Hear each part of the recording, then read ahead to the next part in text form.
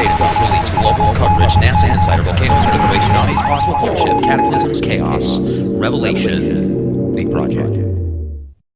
Ladies and gentlemen, thank you very much for joining us this edition of Leak Project.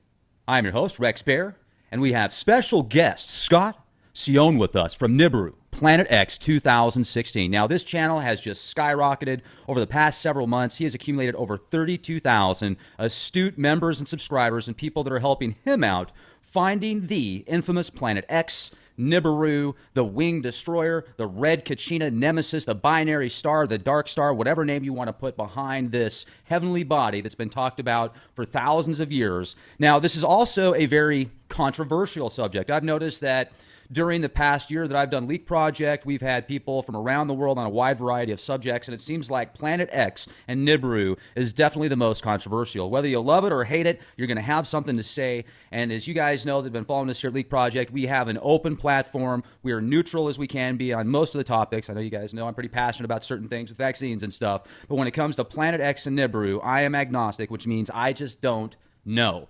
Do I believe there's a Planet X out there? Yes, absolutely. Do I believe that it's Nibiru? I don't know. I don't know. So Scott is going to share some great information with us today. He reached out to us and said, look, I've got some awesome data, footage, and we're going to see it here at Leak Project. Scott, it's an honor to speak with you. How the heck are you? Hey, Rex, what's happening, my man? Hey, living the dream. You know, I mean, this is awesome. I love data, and it's great to speak with people like you. So what do you got for us? Well, we have a whole storyline. I mean, this all started for me back in 1989 when I was in college. I was at the University of Miami, and a professor of mine mentioned this Planet X material way back then. It was just a topic of conversation in class. And ever since then, I've been investigating it. I've been keeping up on it. We had a very large period of time where there was literally no information or very little information. And I was kind of moving on with my life. And then over the past several years, more and more information has been coming out. And, you know, with the platforms like YouTube and Facebook, this information has now come out in droves. YouTube channels, researchers, investigators, whatever you want to call them. So I decided to start listening in. And once I started listening in, and then I started doing my own homework and my own investigations, I started to find that a lot of this material had a lot of credibility to it. And, you know, I started watching, you know, a little bit about the government, the FEMA camps, the underground bunkers, the whole 9 yards. I've never been a big fan of them, but I started investigating all this myself. And I couldn't come up to any other conclusions other than governments around the world are preparing for something. And I don't think it's nuclear war, because there isn't a winner in nuclear war. I mean, I came to that conclusion many, many years ago. You know, you fire off a nuclear weapon, I fire off a nuclear weapon, and we wipe out the world. So what good comes from it? So I felt that the governments around the world were literally preparing for something. And when I was putting the two and two together, I figured, okay, well, let me get back into this Planet X. And Planet X was basically, you know, the Roman numeral for number 10. It wasn't like the X Factor or the X Files. It was literally the 10th planet, according to Dr. Robert Harrington. And whenever I started getting into Dr. Harrington's research and Carlos Ferrata and many others back in that era, these were incredible men and very intelligent men. And I've come to find over this past year that there are so many people out there that just want to debunk this information. They call Robert Harrington an idiot. He was wrong. Carlos Ferrata, a charlatan, a prophet. He had no idea what he was talking about. His mathematical equations were wrong. So I respect these men. I respect their research, and I followed some of the research. And I started listening to Gil Broussard, who is, again, another very intelligent man, biblical scholar in my eyes. And once I started following Gil Broussard's findings in the Bible, and I started putting all of that together, I really started to think, okay, there has to be something there. These timelines that Gil has put together, the timelines of events from 4, 5, 6,000 years ago, you know, these ancient people just didn't make this up all over the world. They documented it. And we have the proof, we have the evidence. The Chinese wrote it down, and their language hasn't changed in 6,000 years. So the actual writings that Gil Broussard discovered, they were very easy to translate. The language hasn't changed. And I began searching and searching, and then I decided to go to YouTube, and I felt everyone in this world has the right to know what's going on, because, I mean, let's be honest, some of these events with the Earth over the centuries have been catastrophic. Many people have died. And now that we are in modern times, I feel the destruction will be even more, because we are now modern man. We're not ancient man. We have huge cities. We have, utility services underground. I mean, we have big buildings, bridges, and the population of the world is much larger also. And, tens of millions of people are inhabiting the coastlines all around the world. So in the event of anything like this, the possibilities of massive amounts of people dying in the first 24 hours is unbelievable. So I decided to dive in and try to do my part. And believe me, I get nailed left and right every single day for doing what I do. We were talking a little bit before the show, and some of the stuff you shared with me off the air, I think is just, it's incredible that you've persevered through that much, because a lot of people would just be like, look, I'm done. And I find it fascinating why people get so upset about Planet X sometimes. I hear the old, oh, well, it's a fear-mongering thing, and I do see people that use fear tactics to profit, and I don't like it. I mean, there's plenty of people I can see on TV that make millions on that. And I'm like, well, why don't you guys go after those donkeys? I mean, they're doing a lot more damage on the air, saying that Jesus is going to save you right now if you give them $1,000, as much money as you can. I'm being not a little bit sarcastic, but not completely here, because you do see that stuff on TV a lot, where you've got the wolves in sheep's clothing, and the stuff that you've gone through just to make people aware of what you feel is a possible cataclysmic event. I mean, you're putting yourself on the line. And I know people that have ostracized themselves from their family because of what they believe in, whether it's Planet X or something similar to Fringe like that. When Fukushima happened, so many attacks from people that they care about because of what they're doing. And it's like, they're doing it because they believe in it, yet they're getting attacked. And it kind of reminds me of some of those superhero comic books where they have to go, the good guys, the ones that go through all the crap, and the bad guys, the ones that have the nice house, the nice cars, all the money, etc. It's like, well, why do you want to be a good guy when you can be the villain and get all this stuff? Exactly. It's not a glamorous, I'll call it a job, because right now that's what, I mean, I've retired from the advertising and marketing industry, 22 years, and I've traveled around the world, and I know people all over the world. And I guess this is where I'm getting my passion. I feel that we as a people, the inhabitants of this planet, I think we deserve more. I mean, don't you? I mean, I don't want to get caught with my pants down in the event of something this serious. So yeah, I'll take the punches in the throat. I'll take the knives in the back, because that is pretty much what it's been. 2 months after my channel started, I started stumbling onto some very good, credible information. And my whole theory was, okay, I need to have as many eyes in the sky as I possibly can. So what I'm going to do is I'm going to ask the people that subscribe to my channel and in my videos to please go out there and let's photograph the sun. Let's photograph the sky in the day, in the night, in the afternoon. I want to photograph it from around the world, because eventually someone's going to start capturing something. So, it's like all of the observatories all over the globe.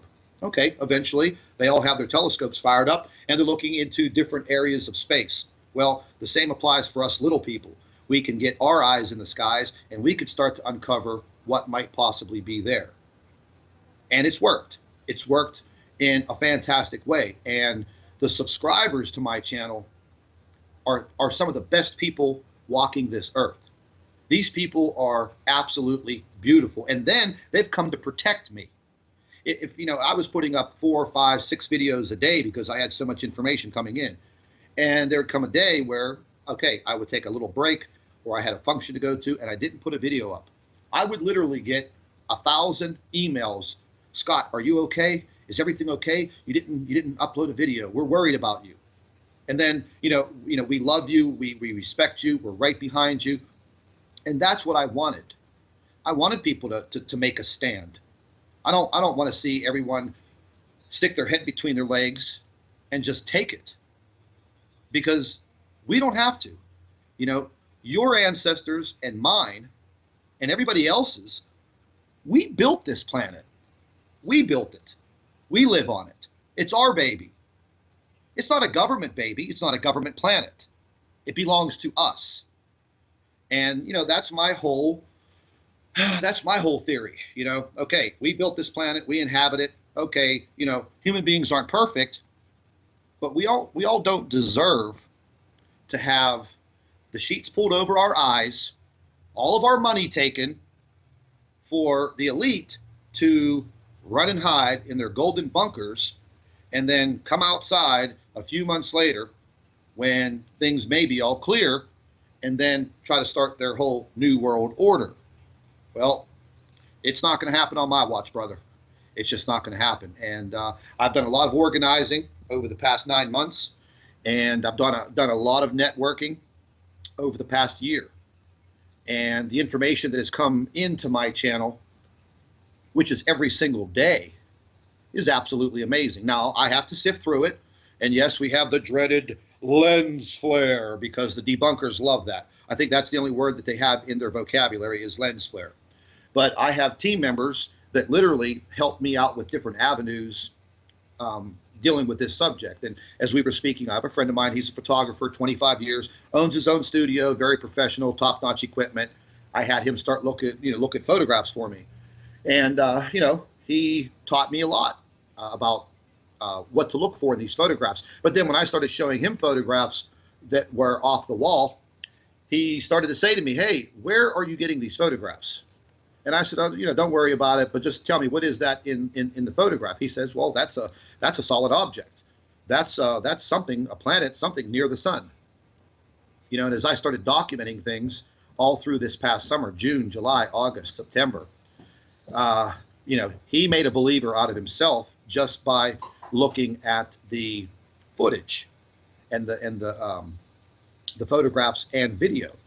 And then I had some people, subscribers, who are ex-military. They're retired. They know a lot. They've actually come on board with me. And it's fantastic. I have some people in North Carolina. I've got some in Arkansas, Texas, Oklahoma, Arizona, and out on the West Coast in California. And that does not even include all of the people that I have in European countries, South America, and Australia, New Zealand, even Eastern Europe. Now, there are a bunch of countries that I don't hear from because they're very highly censored. I've only heard from a few people in Russia, a few people, in Japan.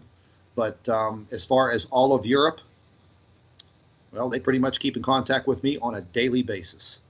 What part of Europe, sorry to interrupt, Scott, what part of Europe would you say is the most popular for images that you're getting? Germany was very popular. Switzerland, Denmark, Belgium, the northern tier of Italy.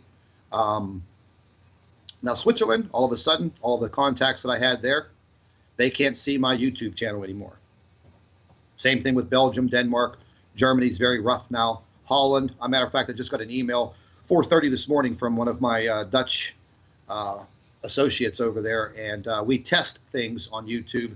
They're not getting notifications for my newly uploaded videos, and they literally have to use a bookmark to go back to the YouTube channel. Well, you also were saying that you've got some pretty good connections as far as credible data, and you put together this folder for us that you're going to share, and I can't wait to see what you got, man. I'm excited. Yeah, absolutely. I've been working very closely. Me and Steve Olson, we talk several times a day. I like Steve. Yeah, Steve's a good guy. We started to collaborate on some things in the middle of the summer, and he was very busy. I was very busy. We just exchanged some emails, and I had so many overloaded photographs, and he was touching on some things that I was investigating, and Jeff P. and Chris Potter, and it had to do with the sun simulator, this whole fake sun theory. And all of a sudden, I had a German subscriber who is an old-time photographer. She still uses the older 35 millimeter camera with film, like real 35 millimeter film, and a very massive telescopic lens on this camera. And she develops her own film. And here's the thing, and me and Steve finally came to a conclusion on this. Whenever you're looking at photographs taken in a digital form and then photographs on film, when you zoom into them, they don't pixelize the 35 millimeter film. And, you know, some of the photographs that she was getting me, they were absolutely fantastic. And this had to do with the Fresnel lens. I believe when Steve was on with you the last time, he was explaining it to you. Well, I came up with the first photograph of it. And it's almost like an X-ray photograph, a special way that this lady takes photographs and develops them. This Fresnel lens came out of the sky. And I looked at it. I did a video about it. And it just so happens a subscriber from Sweden who has an interest in lighthouses knew what this lens was, what it was called, what it was used for, and they were used for, oh my God, you're talking very old technology going back to, I think, late 1800s, 1900s, the Fresnel lens. It was used in tail lights of cars in the 50s and 60s, but they use it as a reflecting glass lens for the lighthouse. So he gave me all the information. I did the background, and don't you know, that lens matched up with my picture. And then we started getting more photographs from people showing this anomaly and this lens in their photographs. Well, whenever I took this to my photographer friend, he's like, nah, that cannot be something within the camera. He said that's actually a reflected object in that photograph. And then when we started putting it all together, and we were viewing those FAA weather cams up in Alaska, we were actually seeing that anomaly, that figure in these photographs. And then between all of us, we put it together. But discovering that Fresnel lens was the key factor, because we could have just went on and on and on with theories. And one of the theories that we had, there's a few things that are going on as far as a sun simulator. A sun simulator is definitely a possibility. But if you've noticed, the sun doesn't look the same anymore, especially this year. It has so many different shapes. It can go from round to square to rectangular to a diamond shape to a teardrop shape. I mean, I don't know about you, but when I was a kid, the sun always looked the same. It was orange, not white. And it never reflected blue rays, and it never produced rainbow-colored rays. And the further we looked into it, we started to understand that, oh, something's not right up there. So this Fresnel lens, or Fresnel lens, if you actually made one, a massive one, you could actually cut it like a pizza and reassemble it in space. And it would not be hard to place this object with 8 different lenses on it that rotate depending on the period of day and the intensity of the sun. We've actually caught this thing rotating, and we've actually caught the lenses rotating. So they are actually able to turn this device up and down. I personally think the astronauts that are in the International Space Station, they always seem to have it in their photographs, right off in the distance. I think they control it, because where would be a better place to control something like that but out in space right next to it? It's in between the sun and the earth. And again, we've gone over and over this. Why? Well, if they're able to turn the intensity of this device up, then they are very easily blocking what we may have possibly seen from Earth in broad daylight. Forget about nighttime, because you'll probably just look up in the sky and think that's a star. But in the daytime, you would actually see some of these planets as they orbited and they got close to Earth, because they're not the size of Earth. They're larger, much larger.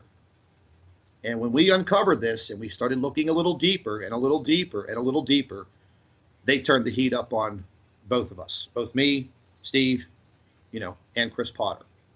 Chris Potter has since disappeared. Me and Steve are still plugging away and being attacked like savages every single day for what we've uncovered. But yeah, I'll definitely show you some of these photographs. I had a lady, I think about 2 weeks ago, who literally looked up into the sky as she was passing under an underpass on a highway in Southern California and saw this object in the sky. She literally pulled her car over, got out, and took a photograph of it near the sun so she could see it with her bare eye. And this device does have the ability to really turn the heat up. This device can just literally sear your skin. And I don't know if you've noticed this past summer, the intensity of the sun just going out there for a few minutes in direct sunlight literally just burns your skin. So it's not like you're out in Death Valley. I'm here in southwestern Pennsylvania. Well, let me jump in real quick to that note, because I actually in 2013 picked up a military-grade Geiger counter. It's built into my watch, actually. It's an MTM Special Ops Rad watch, and this thing I've taken around the country with me. Also, I've taken it in the air when I flew to Alaska, and the levels have increased since 2013 about 50%. They're not extremely high, but they're still, okay, when I picked this thing up, they would hover around 0.07 microsieverts per hour in the San Antonio area. Now I very rarely see it below 0.10, and a lot of times it's at 0.12, 0.14, 0.15. When I flew to Alaska, levels went up over 60 times. They went up to 4.2, which was just insanity, and that's pretty high, actually. That was really high.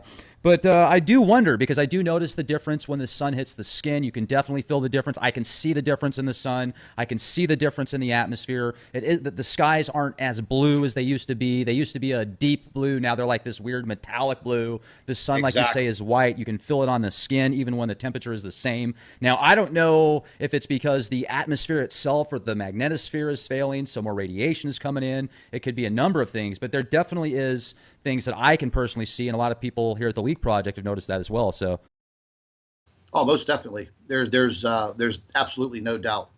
I mean, we've been keeping track of it every single day. Going into this chemtrailing, between the sun simulation and the chemtrailing, well, this is their way to hide it. Now, the chemtrailing also has another added benefit. It is blocking out, some of that radiation, some of that intensity, because they just don't chemtrail the sky. They crisscross in front of the sun, right directly in front of the sun. Now, here in southwestern Pennsylvania, you can count on it like clockwork, buddy. They are out there first thing in the morning. They will crisscross the sun and lightly, and then later on, 3, 4 o'clock in the afternoon, they'll do it again. And, I got into chemtrailing with, all the subscribers, and they're doing it all over the world. I got emails from people in Norway and Sweden that claim they hardly see the sun at all in their summertime and springtime. People in Germany, the UK, Scotland, Ireland. The only people I have not heard from is France. I haven't heard from one person. Hey, we've talked to, a gentleman that lives up in the Pyrenees, actually, Dave Dobbs. Oh, his YouTube Dave, channel. Yeah, and he's out there, and he talks about Planet X, Nibiru, and I think he does see chemtrails out there as well. It seems like it's a worldwide phenomenon. I believe it is. I believe that these world governments, you might as well say the UN, I believe that they've all been collaborating for a long time dealing with this subject, because this is going to be a worldwide matter. So, let's face it, they don't want the whole entire world in upheaval, because like I always say, we outnumber them. We outnumber all of the militaries. So in a dead heat fight, if it was us against them, well, even with their technology, we would give them one hell of a fight. They would not be able to control us. And I think that's what it boils down to, is to have just total control over the earth during this event. And I kind of agree with, they are definitely looking at a depopulation, because the less people that you have to control, the easier their job. So, a lot of these things just fall into place. It's not make-believe. The government in the United States is not spending trillions of dollars over the past 30 years to build underground palaces under the Denver airport. They're not building seed vaults in, what is that, Sweden, I think, or Sweden or Norway, where they have that big seed vault in the dead Arctic region. Why? Well, possibly whenever the Earth does a tilt or a rotation, that seed vault will be in a nice climate. Right. And so I got they're doing things strategically. Sorry, Scott. Let me just jump in real quick before I forget. This image right here that you're looking at is actually from one of our subscribers that saw that interview that I did with Steve on the sun anomaly, or the, I guess, simulated sun. And he sent me this image right here. And if you look at this weird... That's it, buddy. That looks like it. I mean, it definitely is similar there. So sorry to interrupt. That's okay. I'll tell you what. I'll share a few photographs with you of this real quick, and this will definitely blow your mind here. Let me get into this. And yeah, that it's called Slivgard Global Seed Vault, and that's out there on an island outside of Norway in the middle of nowhere. Exactly. Do you see my screen now? Yeah, absolutely. Okay, well, here you go. Here's a close-up right there. Now there, you could see this. You could see a rim around it. Now, it's kind of faded in the middle a little bit. That looks identical. Yeah, exactly. I'm gonna get to the one photograph. Oh, I should have put these all together in an order, but look at that. Now that's the photograph that the lady literally pulled over on, I think, the I-5 in Southern California, and saw that with her naked eye. Now that's been blown up and cropped by me, but no color changes, no contrast. That is what she saw. And if you look at a Fresnel lens, they're very easy to make. And with today's technology, they could make them as big as they want. If you had to transport it, you slice it like a pizza, and you put it back together like a pizza. It will still do the same job. Because, see, this doesn't have to be like a contact lens where you couldn't have slices and put it back together, because it would distort everything. With a lens like this, you want to distort light. That's what you're trying to do. You're trying to broaden the light that's coming through the back side of it. Now, I'm sure there are many more mechanics to this object, but here's another photograph that there's the sun.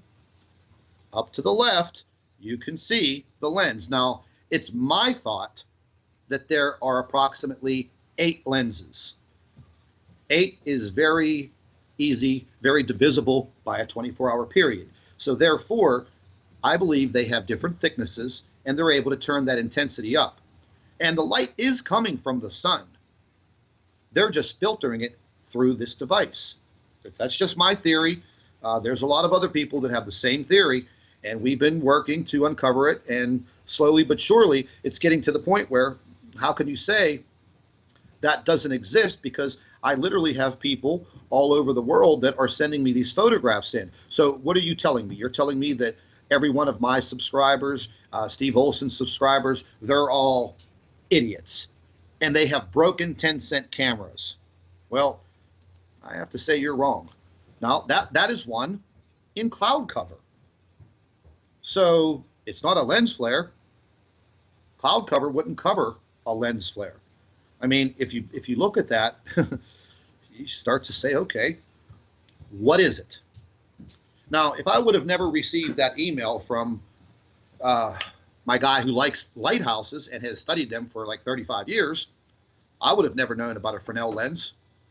Did you ever hear about it before? No. Well, actually, the technology though is similar to. Didn't they use that type of technology also in a lot of satellites that go into space? See, I've never heard about it in the satellites. I just heard about it with the lighthouse lenses, and then flashlights back in the 50s, tail lights in the 50s. I mean, they still use this Fresnel lens technology even to this day. But if you're kind of not in that field of science or technology, you really wouldn't know about it. So I think they used some very old technology with new technology, and they made themselves a sun simulator. Or I wish I actually knew 100% what is the reason why it is there. And we're just going by what we feel and from what we're the feedback that we're getting from people all over the world, especially me. I mean, I literally talk to these people. I talk to them on the phone. I have Google Hangouts with them where we can share photographs. So I've actually stepped it up. I just don't blow out YouTube videos. I actually get out there and I talk to these people, literally talk to them. Now, that's the blowout photograph right there that that lady sent me in. That is done with regular 35 millimeter film. And that's pretty hard to deny right there. That's not some type of photographic anomaly. That's an actual structure. Looks like a seashell in space. Yeah. But, what does Chris Potter say? The flying cheese sandwich? Yeah. Yeah, definitely. That's a piece of pepperoni right there in the center too. Exactly. So whenever you look at this, I mean, what are you supposed to say to yourself? Oh, I've been told all kind of things by these debunkers, whatever they want to call themselves, naysayers. And when I took this to my guy, again, more than 25 years owning his own photography studio, he's like, "What is that?" And I said, "Well, that's why I'm coming to you. You tell me, what is that?" Well, he says, "I know that photograph was taken with regular 35 millimeter film, but what is it?" And I said, it was a photograph taking into the sky, the nighttime sky, using a massive telescopic lens. And he says, "Well, I don't know what it is, but it's definitely a solid object because it has shading on it, meaning light is hitting it from one angle. You can clearly see that by the center point right here. There's a little bit of shading. That's all you need right there to show the light source where it's being hit." And this lady also uncovered some other fantastic photographs for me that were absolutely amazing. And then you come to this. I mean, there's your sun up here, and there's your big Fresnel lens. And doesn't it look like some types of structure around it? I can't really tell with that one exactly. That's You can see the same shape. There's the little layered shapes. It does blow my mind. And I go back to these photographs, and the same thing with Steve. This has literally caused us loss of sleep. He's trying to figure this out. I mean, I know a lot of our attention should have been on other things, but we really feel that they are literally trying to deceive us with this sun simulation. But so what do you think the point is? We may be wrong. Like, what do you feel they're doing it for, Scott? Well, I think the number one cause is there has been so much interaction with our sun. I think a few of these planets are close to our sun. I believe they are interacting with our sun. Now, Chris Potter did some pretty good background information with a physicist. It seemed like the sun was going dim for about 1 hour a day, losing internal pressure. The sun has been so erratic throughout 2016. And that's documented. I mean, that's documented by NASA and space weather reporting. I mean, we've had massive CMEs. I mean, if you watch the sun every day on, the Helio viewer or SETI or, whatever you're going to use to watch it, I mean, it's been absolutely amazing. But in the same aspect, our sun, the energy, I feel, is being drawn away from the sun. And, look at the earthquakes going on across the globe. I keep track of earthquakes on a minute-to-minute basis. I have programming in my computer. I watch a few reputable earthquake channels on YouTube. We've had over 42,000 earthquakes this year alone. Now, that's a lot. I've discussed this with Gil Broussard in depth, and we've both come to the conclusion that yes, The Earth is being heated up internally. Our tectonic plates are being pulled on. We have a lot of things going on with the sun. And listen, we don't have all of the top-notch information either. Okay, we don't have the inside information where we would know exactly what's happening. And I think that they've constructed this device, and I think it proves, by looking at some of the photographs of the sun, they're doing something with the sun. They're using it to either, cloak these objects by turning the intensity up, or possibility is that, one or two or all of these planets that are out there have affected the sun so intensely that it doesn't have the ability to actually heat the Earth. And that would be very scary. That would be very scary. Now, I think the sun, if anything like that would have happened, I think the sun would be able to repair itself. But, again, just a hypothesis. It's a very scary situation, and I guess it makes me stay up at night. When I went to Big Bend area and also Fort Davis, where there's a really nice observatory out there. That's a world-class observatory. It's about 5,500 feet, I think, is the elevation of it. And I had a chance to talk to somebody in customer relations out there about the sun and the solar activity, etc. And according to him, the sun has been very mellow. And when you go, aren't there certain websites you can go to that'll actually show you the sun with certain telescopes and filters and imagery? Oh yeah, you could go to any of the NASA sites, the SETI or any of them, and they will. You could go right there. You could look at the sun, in pretty much live time. You can watch Suspicious Observers on YouTube. Gives a very in-depth analysis of the sun on a daily basis. And yes, they'll say, oh, the sun's at one of its low tick periods, blah blah blah. But I kind of beg to differ. I watch the Lascaux and the Soho. I have a gentleman that watches it for me all day. He's retired military, very, very smart gentleman, and he monitors it for me on a daily basis. And there have been several periods throughout the summer that, we could have had CME warnings, and we have. And then Obama opens up his, Space Disaster Department in Washington, D.C. When have we ever had one of those? Was that included with the bill that recently passed, space weather events? You got it. They actually have their own office in Washington, D.C., staffed with people. And this is what they're doing. So it's kind of like subliminal. They put out these movies, like big motion pictures, the day after tomorrow, 2012.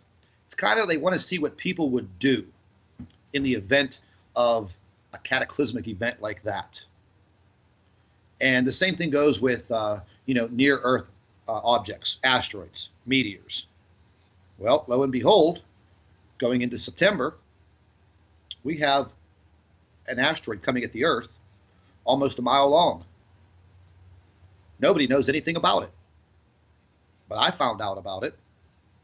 I found out about it through a friend of mine who is a liaison in Kuwait. And these governments scrambled. He had firsthand information on it. And they started scrambling in March 2016. The United States, China, Russia, and several of the Middle Eastern governments. And they literally met in Kuwait, face to face. What are we going to do? And it was given to the United States. You have the heaviest rockets. You can carry the heaviest payload. We have to get up there and we have to try to destroy this asteroid. And the first observation craft went up. I believe it got some coordinates, photographs.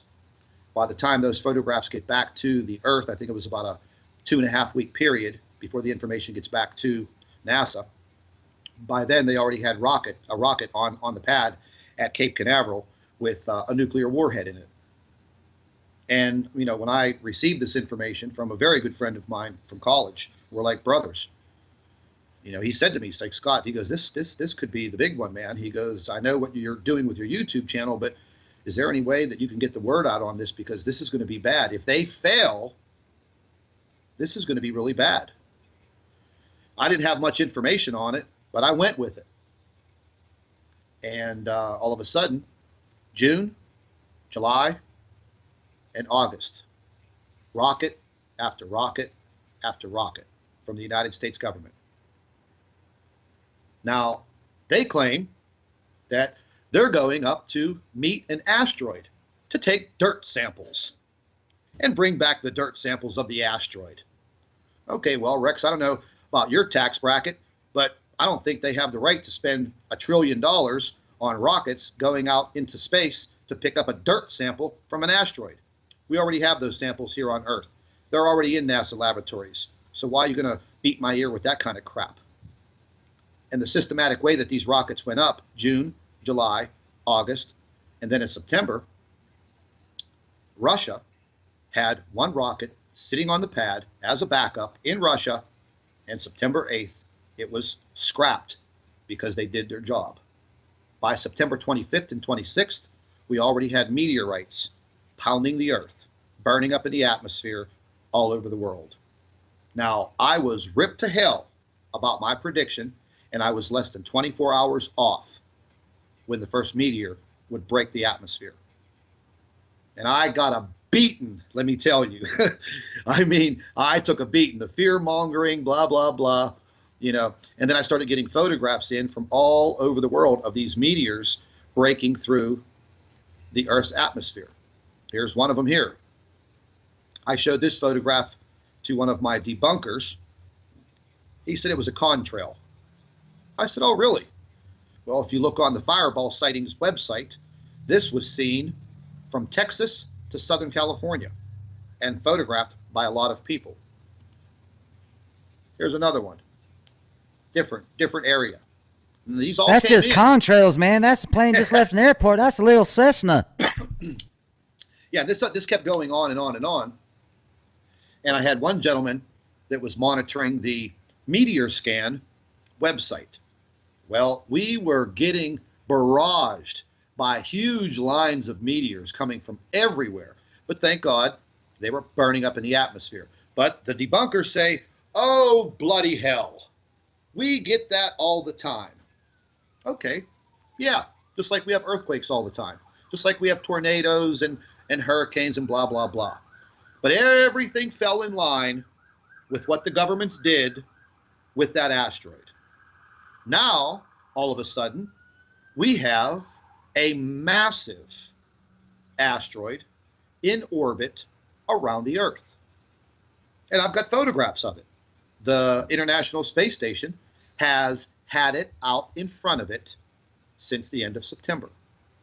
And they follow it around the Earth. And I'm not the only one who has seen it. It is stuck in Earth's orbit. And if that thing falls to Earth, we can kiss all of our rear ends goodbye. You said it's a mile long? It's probably more than a mile long. And that's the one we're looking at right now? No, this one, let me find it for you. I have a photograph. I'm pretty sure I stuck it in this file. Because they shut this live feed down. Real quick. Right after that, right after the asteroid explosion, started getting these photographs in from the International Space Station. So, I mean, we've all seen photographs of the Earth. When have you ever seen the Earth with a huge pink canopy of cloud cover over it? There's the space station. There's this huge pink cloud cover. And then at the end of September through all of October, subscribers from all over the world are saying, why is my sky orange at night? Not at 6 and 7 o'clock. At 10, 11, midnight, 1, 2, 3 o'clock in the morning. Philadelphia.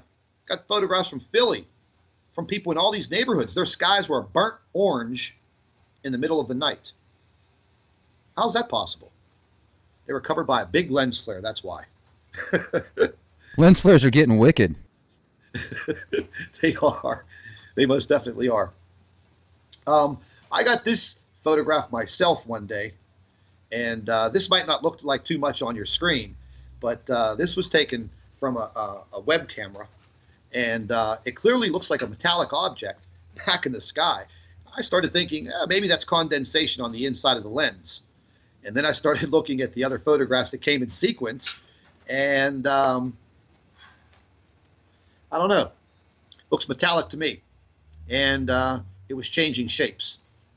You know, and again, I'm not the only one who saw this in the sky through these webcams. They were actually seen on 36 other webcams across the world.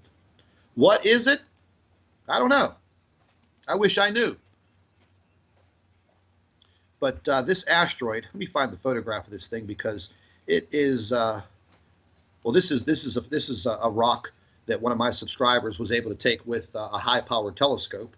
And as far as the actual size of it, it was like out by the moon. And they literally were able to capture a photograph of it during a full moon. And that's a pretty sizable rock.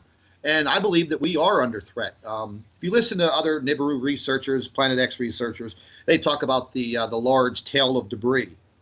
Well, you know, I mean, these objects have to come through the Kuiper belt, the asteroid belt, and they're going to be knocking rocks into our inner solar system, you know, like a billiard table. So if you know, mess around with probability, all the laws of probability start to kick in. So sooner or later, we're going to be in the path of something. Now, I checked, as of today, November 20th, we've had over 15,000 near-Earth objects documented with the Jet Propulsion Laboratory. The closest one that just came zigging by us between the Earth and the Moon was 27,000 miles away. Is that close enough for you? It was closer to the Earth than it was to the Moon. You remember Star Wars program back in the 80s, and they were talking about putting some type of defense system up in space, and then it went really hush-hush for a long time, and then they said they just decided not to do anything with it? Absolutely. I wonder sometimes if maybe there is something in place out there to help prevent Earth, you know, something hitting the Earth, essentially, like whether it's space weapons, missiles, I don't know. There's probably something out there that kind of offsets certain meteorites and asteroids and possible doom scenarios. I mean, I would hope so. I've seen several NASA simulations on craft and devices that they would like to get up there. They may possibly already have them up there. You know, using gravity to move these objects, explosions, you know, to force them off of their trajectory. You know, but again, you know, me and you, we're not privy to that tax dollar information. And I'm sure that this has probably been, you know, somewhere on their top level, because they had to have researched a lot of what I'm researching, but 20 years ago. So, you know, they imaged this Nemesis solar system, or whatever you want to call it. They imaged it with IRAS. They have the photographs. They know the path. They know the orbit. They know 100%. And nobody's going to tell me that they don't. There is entirely too much evidence out there. And again, you could go all the way back to the ancient Chinese, through all the biblical times, right up to where we're at in 2016. The only thing that we don't have is the timeline. They have the timeline. They don't want to share it. They have their agenda, and it doesn't include us. This is a photograph from my German lady over there in Germany, and this looks like an object that was actually impacted and part of it torn off. This is another part of that photograph. She took a quick few shots, and there you have it. Your battery is running low. A lot of people that listen to Leak Project are looking for security blankets, essentially, in case of certain events, such as if there is a Planet X out there that could cause a pole shift or mass earthquakes, volcanoes, etc. There's different locations around the world that are considered by many to be safer than others in case of certain events. And a lot of people like the Ozarks because of the amount of food that is just bountiful out there that grows in the wild, roots, different flowers and plants, etc., that could be used for medicinal purposes as well. Combined with just the location, the environment's pretty mellow year-round, and you still get 4 seasons. Well, at myozarkhomestead.com, Jeff has put together an opportunity for what I like to call blue-collar bunkers, because these are affordable shelters that are built to specification on site, and there's also a bunker system that's being built out there that is supposed to be built to some incredible specifications. So talk to Jeff about it at myozarkhomestead.com if you're looking for an off-grid opportunity for long-term survival, or if you just want some type of security blanket and you enjoy your 9-to-5 lifestyle. That's awesome. This is a good opportunity for many people to have in their portfolio. So myozarkhomestead.com. Enjoy the rest of the presentation.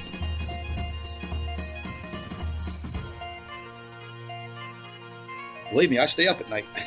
Yeah, man. I'll tell you, you've got just a ton of images. I was looking at the background because you were sharing your screen, and you had about 10 images up at once there.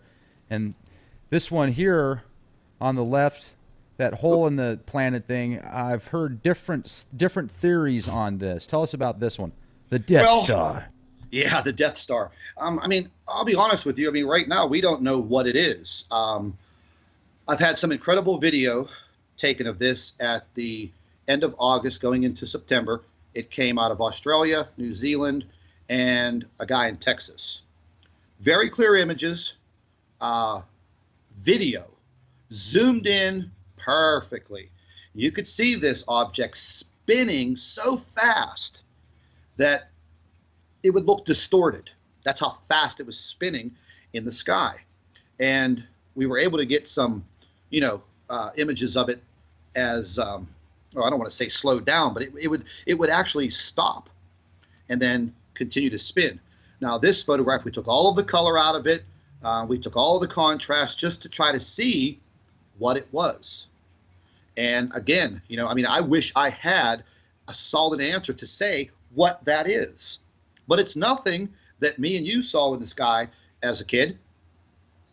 Because if that was in the sky 20 years ago, maybe it might be in the current history books for kids in school. But nobody's talking. Nobody's saying anything. Now, this is a back image of it, and you can see that hole is not there. Now, I did a video about, I called it the planet with a hole in it. Well, the debunkers came out, and they're like, Scott's crazy. He's a lunatic. That is nothing but an out-of-focus star. Well, I'll tell you this much, Rex. I know what a photographed star looks like, and that's not a star. That is a massively solid object that is rotating so fast in like this very erratic pattern. So once again, how can hundreds, if not thousands, of people all over the globe take the same broke down video footage of that object? How's that possible? You know how it's possible? Because everybody's using a 10-cent camera, and their cameras are broken. They're all broke. They're all junk.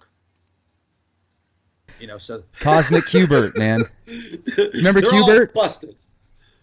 Did you ever see that game Qbert? Oh, of course. That's Qbert right there, out there in space. Well, that's what we're gonna. We're gonna rename it. But you know what? The younger generation wouldn't even know what the hell Qbert was. They'd have to YouTube it. Oh, that's what Qbert is. Exactly. But we do. We get massive amounts of photographic information. And again, when you insult my videos and you insult my channel, you insult every single one of my subscribers. And that's why these people will rip your heart out when you attack me, because you're attacking them. Same thing goes for Steve Olson. We do our best to gather the information, screen it, look at it, scrutinize it, and then try to figure it out. So why are you kicking me in the balls? Why? because I'm uncovering things every hour of the day and the weeks and the months that there are certain people out there that do not want everyone in the world to get on a frenzy and know about it. You know what? I spent 22 years in international marketing and advertising all over the world. I was an advertising executive. If I wanted to have 10 million subscribers on YouTube, they wouldn't let me. They're filtering my YouTube channel. They're doing the same thing to Steve. They're doing the same thing to all of the other conspiracy theory YouTube channels. As of October 1st, my views, I would put up a video, I would get 1,000 to 1,500 views an hour. Constantly. I have videos out there that have, 800,000, 900,000, a million views, 500, 600,000 views. And all of a sudden, October 1st, that all went to hell. Now I'm being censored all over the world, and my subscribers have proved it. I don't need technology to prove it. My subscribers proved it. And then 2 weeks ago, I discovered all of my channel settings were mysteriously set back to default. So my YouTube channel was set in the category of automotive. How's that possible? All my tags, meta tags, they were all erased. I talked to Steve Olson, same thing with him. Looked at his YouTube channel. All of his tags weren't erased, but all of the commas between every word were erased, and it was one big long word.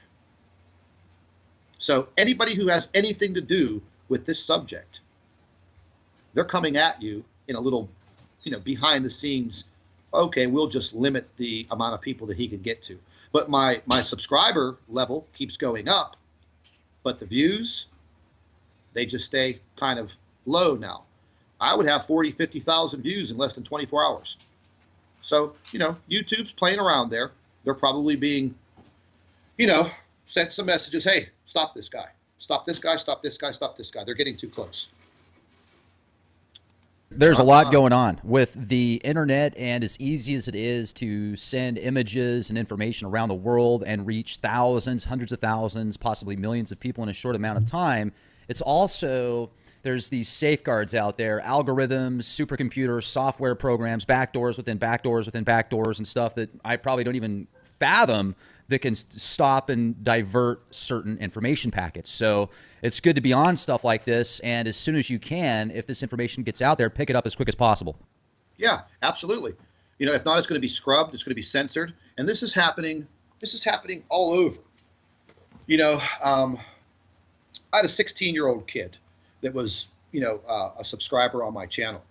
And he wanted to jump in the Google Hangouts that I hold with my team members all over, where we could talk face-to-face, chat, exchange pictures, screens, just like we're doing now. And we're on with each other at least twice a day. And he wanted to join us. Very smart kid. Okay, graduated high school already. That's how smart he is. And he showed me if I go onto my YouTube channel and I right-click and open up the HTML coding behind my YouTube channel, I might be able to see if they're filtering me.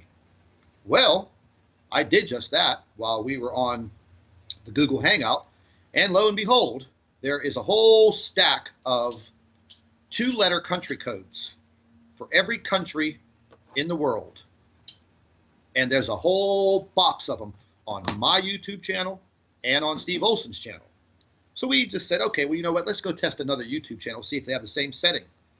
So we clicked on what's that Baer guy, the John Baer, is that his name? I forget his first name. The comedian? Yeah. Yeah, I know who you're talking about. Yeah, so we went on his YouTube channel. We right-click, inspected his HTML. Nothing. You could see his information anywhere in the world. Doesn't matter. You could be in a communist country. You could watch his YouTube channel. So we already know what they're doing.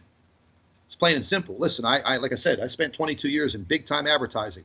I know all about numbers. I know all about views. I dealt with cable TV advertising, the whole 9 yards, man. I know what it means to get a response. And I knew it was going to happen October 1st. It didn't take long. It took 3 days. As soon as that internet problem went away over to the UN, that's it. They're Well, you're now talking about controlled. ICANN, aren't you? Because I did a Yep, bunch of yep. research into that, and although ICANN now is going to have basically control over the domains, and they're basically the clearinghouse of all domains, and they're even going to come out with a bunch of new domain names that you're going to pay $100 for this, $500 for this. I don't know what the exact amount is, but they're actually talking about doing personalized tags at the end of the dot whatever and getting really expensive, so where corporations that have the money can purchase those things, and people that anyway, I'm kind of diverting here, but I don't think it has a whole lot to do with the UN specifically. Is the UN going to be involved? Yes, but there's also a lot of corporations and other big players involved. I would say it's more of a corporatocracy now that has access to the control of the internet keys, not necessarily the United Nations. Yeah, probably. I would agree with you. You know, and these corporations around the world, man, some of them are like governments. Oh yeah, They, they've got more money than some governments, a lot more. yeah, yeah, they have some serious power. You know, and I mean, this could be. I mean, I'm sure there's a reason out there. You know, I just haven't dug into it because I don't even have the time in the day. I need about 5 or 6 more hours added onto that 24. You know, but here's another photograph of that. What do we just call it? The Cubert. Cubert.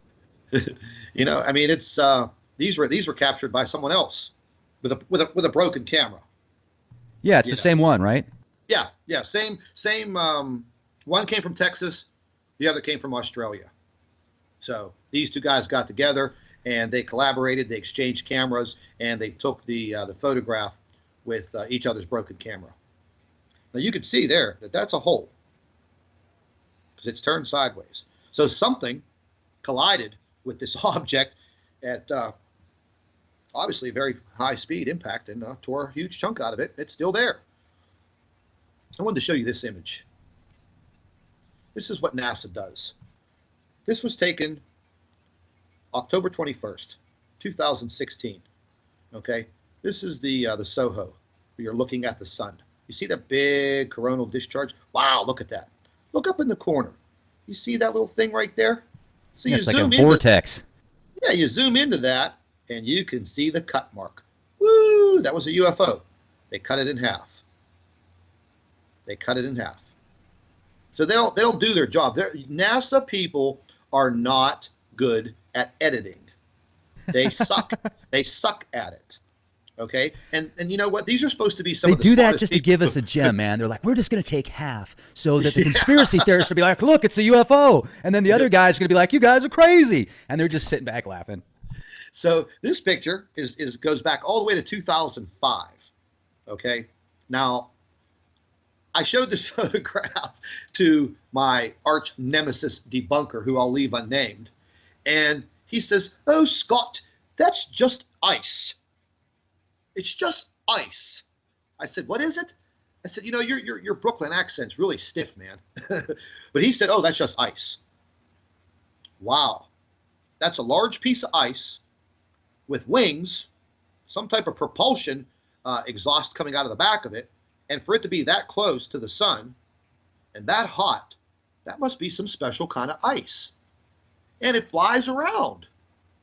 Wow, what kind of ice do they have? Cosmic ice. Once again, back in 2013, I've been collecting these images. Once again, that's a craft. That's a craft. That's not ice floating through space that close to the sun. Once again, here's another image. Wow, that looks like some type of craft with propulsion exhaust from the rear. But then again, it could be a bird-shaped iceberg floating through space. That reminds me of ice pirates. Now, let me ask you a question. What is the size of something like that? I mean, I'm trying to graph that out in my mind and compare it to the sun. How big is it? There you go. Graph that. You see the round white circle? That's the size of the sun, correct? That's the size of the sun.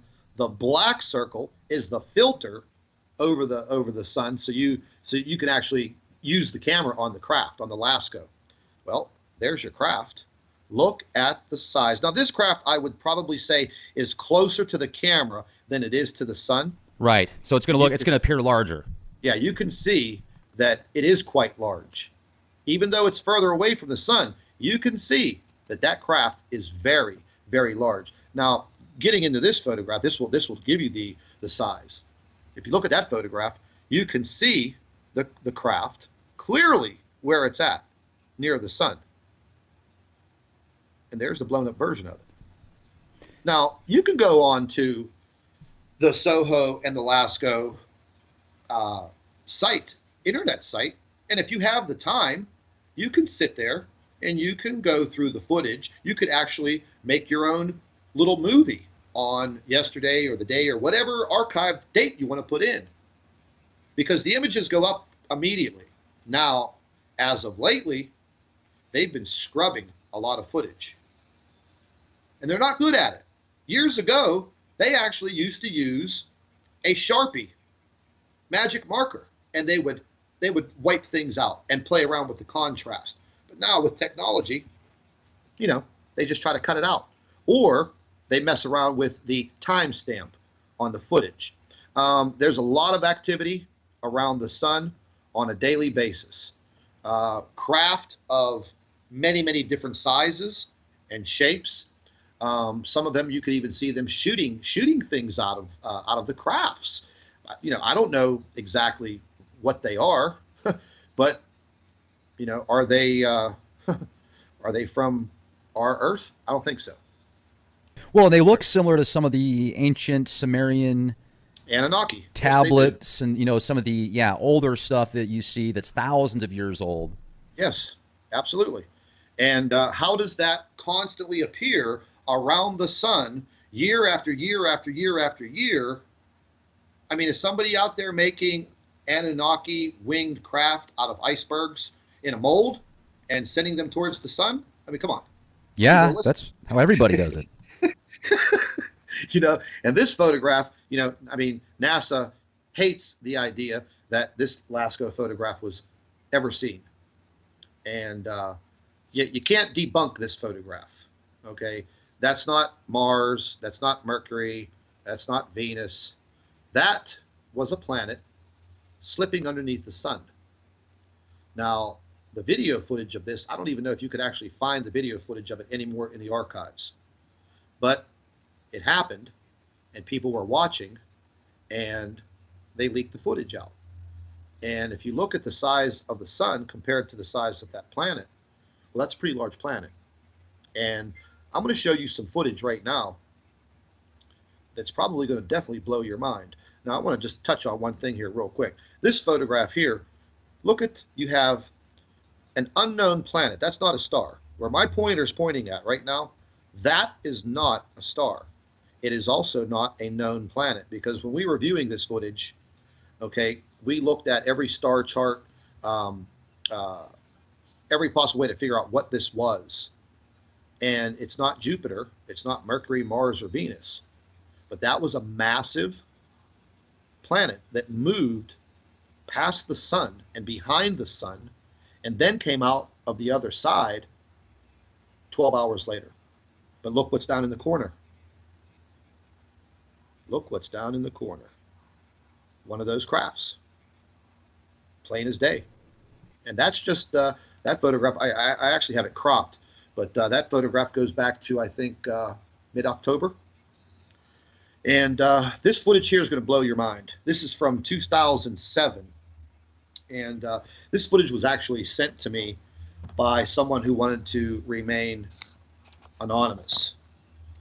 And they said that this was video footage of a rogue planet that entered our solar system, looped around the sun in an orbit, and back out in its orbit. And when you watch this, I gave this footage to the debunkers, and they say it's the moon, our moon. So I can remember from my 9th grade Earth space science class that our moon doesn't orbit the sun. Can you zoom in on that one? Oh, I'm going to let you see it.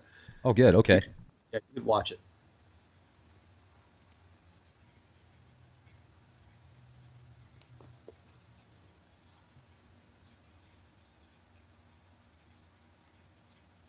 Now that's our moon. The white circle is the sun. Now watch the interaction. Watch how, like it says, watch it boomerang around the sun. Look at the reaction of the sun. Really? That's the moon. It made it around the sun in 55 hours and 20 minutes. Now it's going to rewind and go backwards just to show you. This is the footage that NASA doesn't want you to see. But they know that the common man is not going to see this. Well, let me jump in real quick, Scott, because it looks like it just goes straight through. Yeah, it does look like that. It doesn't even look like it boomerangs. It's like it just. Now there's another. Let me just jump out of here. There's another version of this that was caught on the Soho.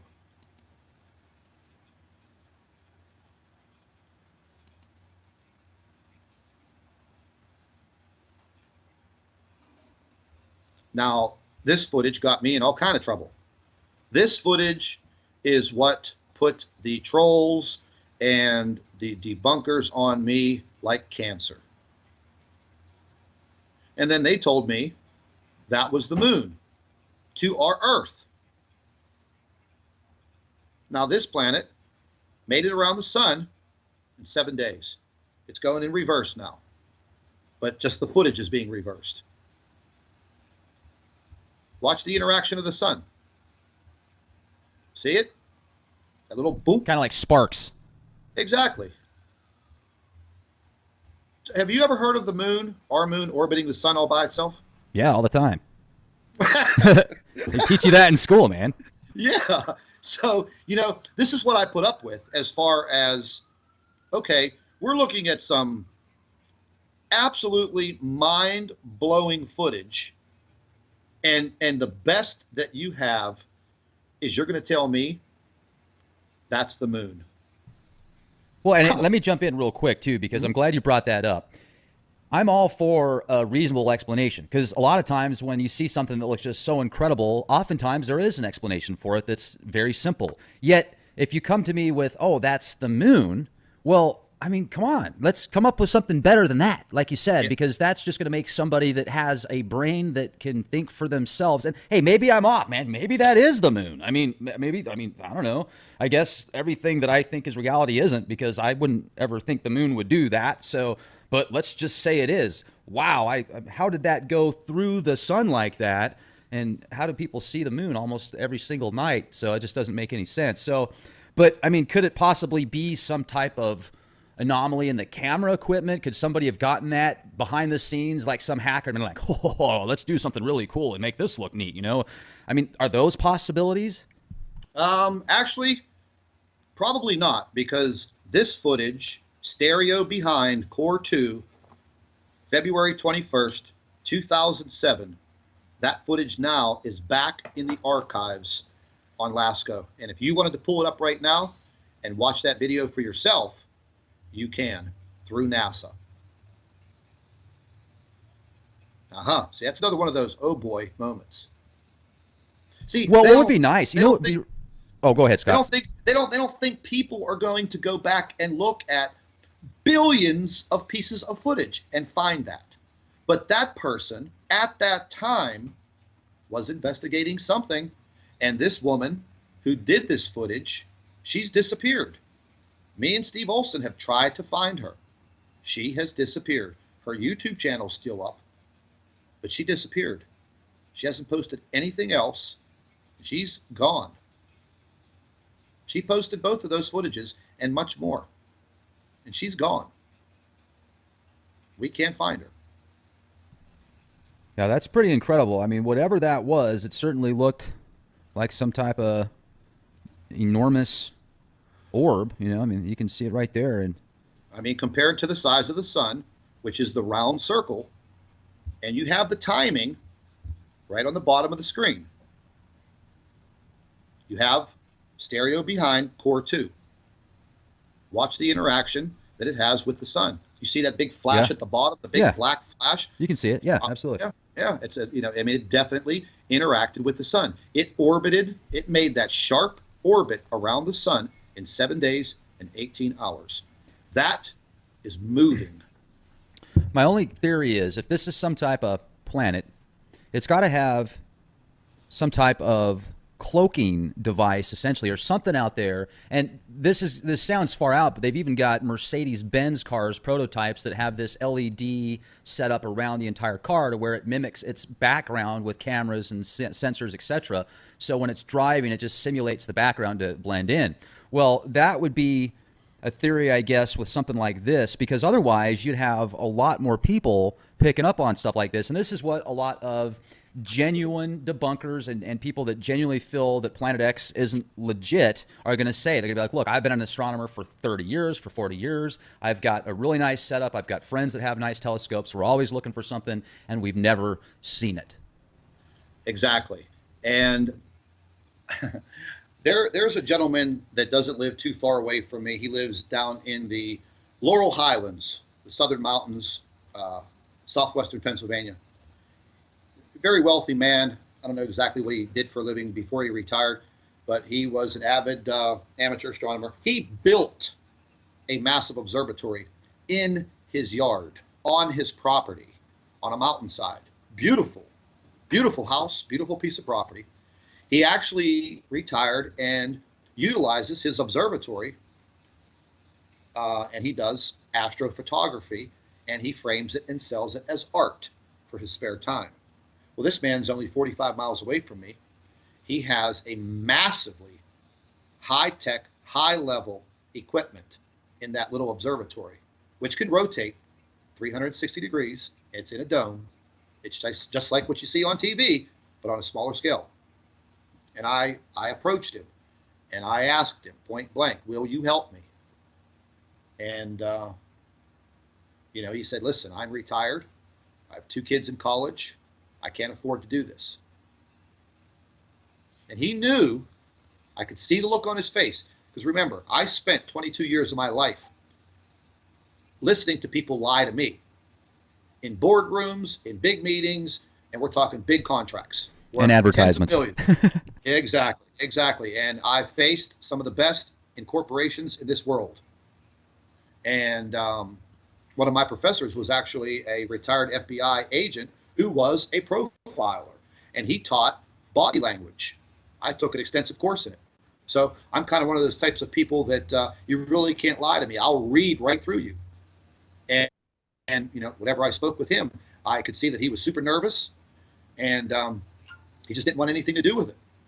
So, the astronomers will say, well, we can't see anything. Well, here's the problem with astronomy. Okay, you're looking through a telescope. I have a telescope. One of my subscribers took their telescope, boxed it up, and mailed it to me, gave it to me. But when you're looking through a telescope, you're only looking through a small portion of space. So if you don't know where to point the telescope, then you're just looking out into the universe. So if astronomers don't know where to look, well, going to be looking at things that they know are there. Constellations, stars, planets. And, if you're not looking, every single minute of the day with a massive observatory style telescope, you probably won't find it. You probably won't see it. Now, they all say, oh, you can't see the brown dwarf star because it has to be seen in infrared. Well, I'm not too up on the theory of this brown dwarf star, but if a brown dwarf star was close to the sun would illuminate it. It would shine like a halogen headlight. I've asked that question. I've gotten the professional answer. Yes, it would illuminate, just like the planets illuminate when the sun is basically powering them up to light them up in the nighttime sky. So, if we had an object coming at us and it was illuminated, then it would be very easy to see if you looked in the right place. And right now, all of my subscribers, and probably by now, millions of people around this world are looking in the southwest region of the sky. Why? Because towards the end of August, going into September, people in the northern hemisphere, specifically Alaska and the northern tiers of Canada, started seeing what they thought was a star in the southwest region of the sky.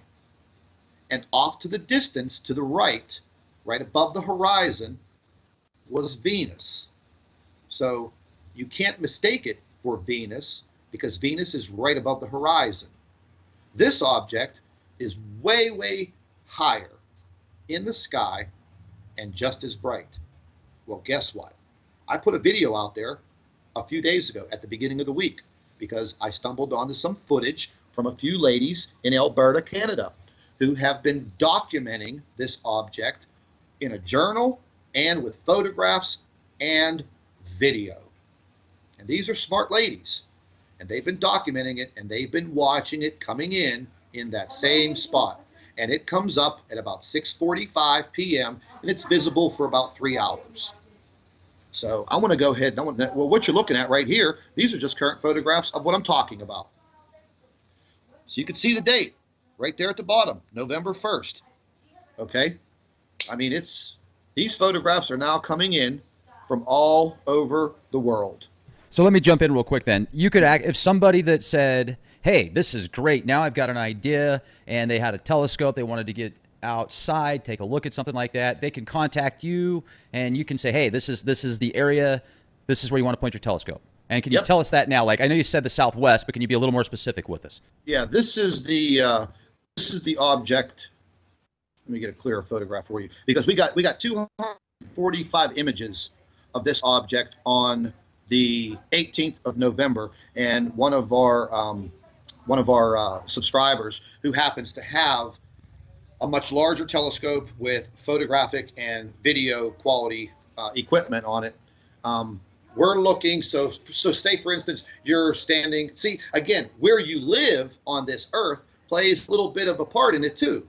Because you could be standing in Australia and I could be standing in Nevada. We're not looking at the same part of the sky.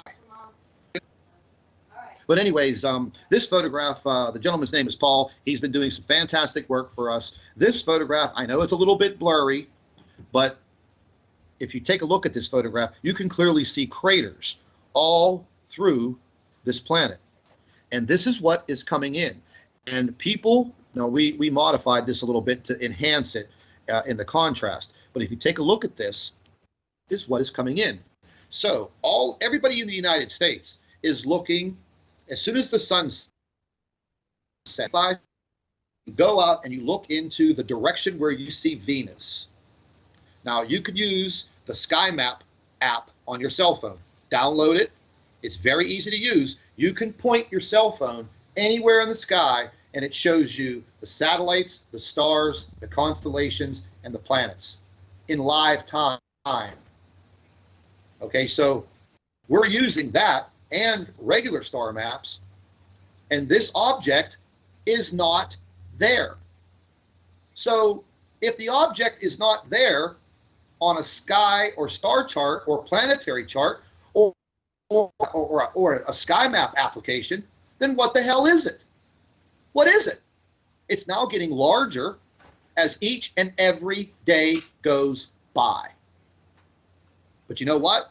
All of a sudden, everybody's going to be tight-lipped except the common man, because now everybody knows where to look. And it's coming through just off of Sagittarius. So again, depending on where you're standing on this earth, but the southwest region of the sky is where this is coming from.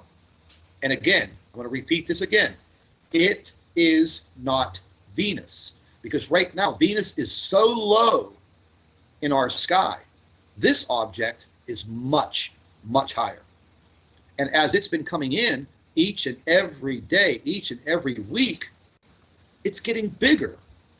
So what does that tell you? If an object is coming at you and it's getting bigger, it's getting closer. Now, we just took on a gentleman a few weeks ago who wanted to join our group. Very nice man, very educated. We kind of, filtered him in a little bit, and he's been researching this for quite a while. And he used to work in the aerospace industry, and he also is retired from NASA. And he says, I want to help you guys. I know all about this. And he talks like, whew, like one of those brainiacs. He tries to put things into common terms for us, but he said that,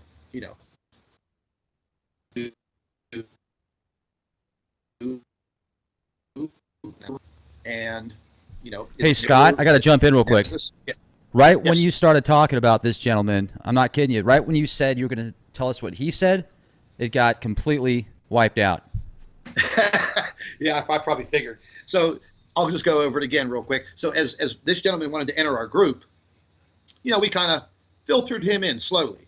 And he's a very smart, very intelligent man. He worked in the aerospace industry, worked for NASA, worked on a lot of the space shuttle projects, and he definitely knows what's going on. He specifically said to me, listen, they are tracking a lot of objects, not asteroids and meteors, planets. And I said, well, how many? 13. They've known about all of them throughout the mid-90s, and things really started to heat up as far as getting a bead on these planets, getting coordinates, getting orbits. Some of them are a little erratic, but this one is coming in through Sagittarius. It is in the nighttime sky. People can visualize it at 6:45 p.m. till probably about 10 o'clock. If you look low in the horizon, you'll see Venus to the right. If you look up, you will see this object right here. And we just got these telescopic images from Paul, 245 images. Okay, this object also rotates very, very rapidly, like the Kubert star that we were looking at. Right. Now we took this one and we took out the color to highlight these craters, and apparently this planet has been beat up. I mean, it has literally been beat to hell and back with major craters, throughout its lifespan. I mean, now there was one person who thought that this might be the one of the moons of Jupiter, named Io. Well, it does resemble Io a little bit. However, Io is the size of our moon, and the distance between the Earth and Jupiter is approximately, I think, 390 million miles away. So if we're going to be looking at an object the size of the moon, almost 400 million miles away, do you think my backyard astronomer is going to take a telescopic view of that planet with his telescope? Nah, I don't think so. But it does resemble Io. Now, again, I'll just sift through some of these photographs for you. And again, they're not the best quality, but it's just now getting closer to us. And Paul was actually able to, get some of these photographs for us, and they're absolutely amazing. Now, this photograph came in on the 17th that he took, and it clearly shows two other spherical objects behind it. Now, they weren't water droplets, they weren't ice fragments, okay?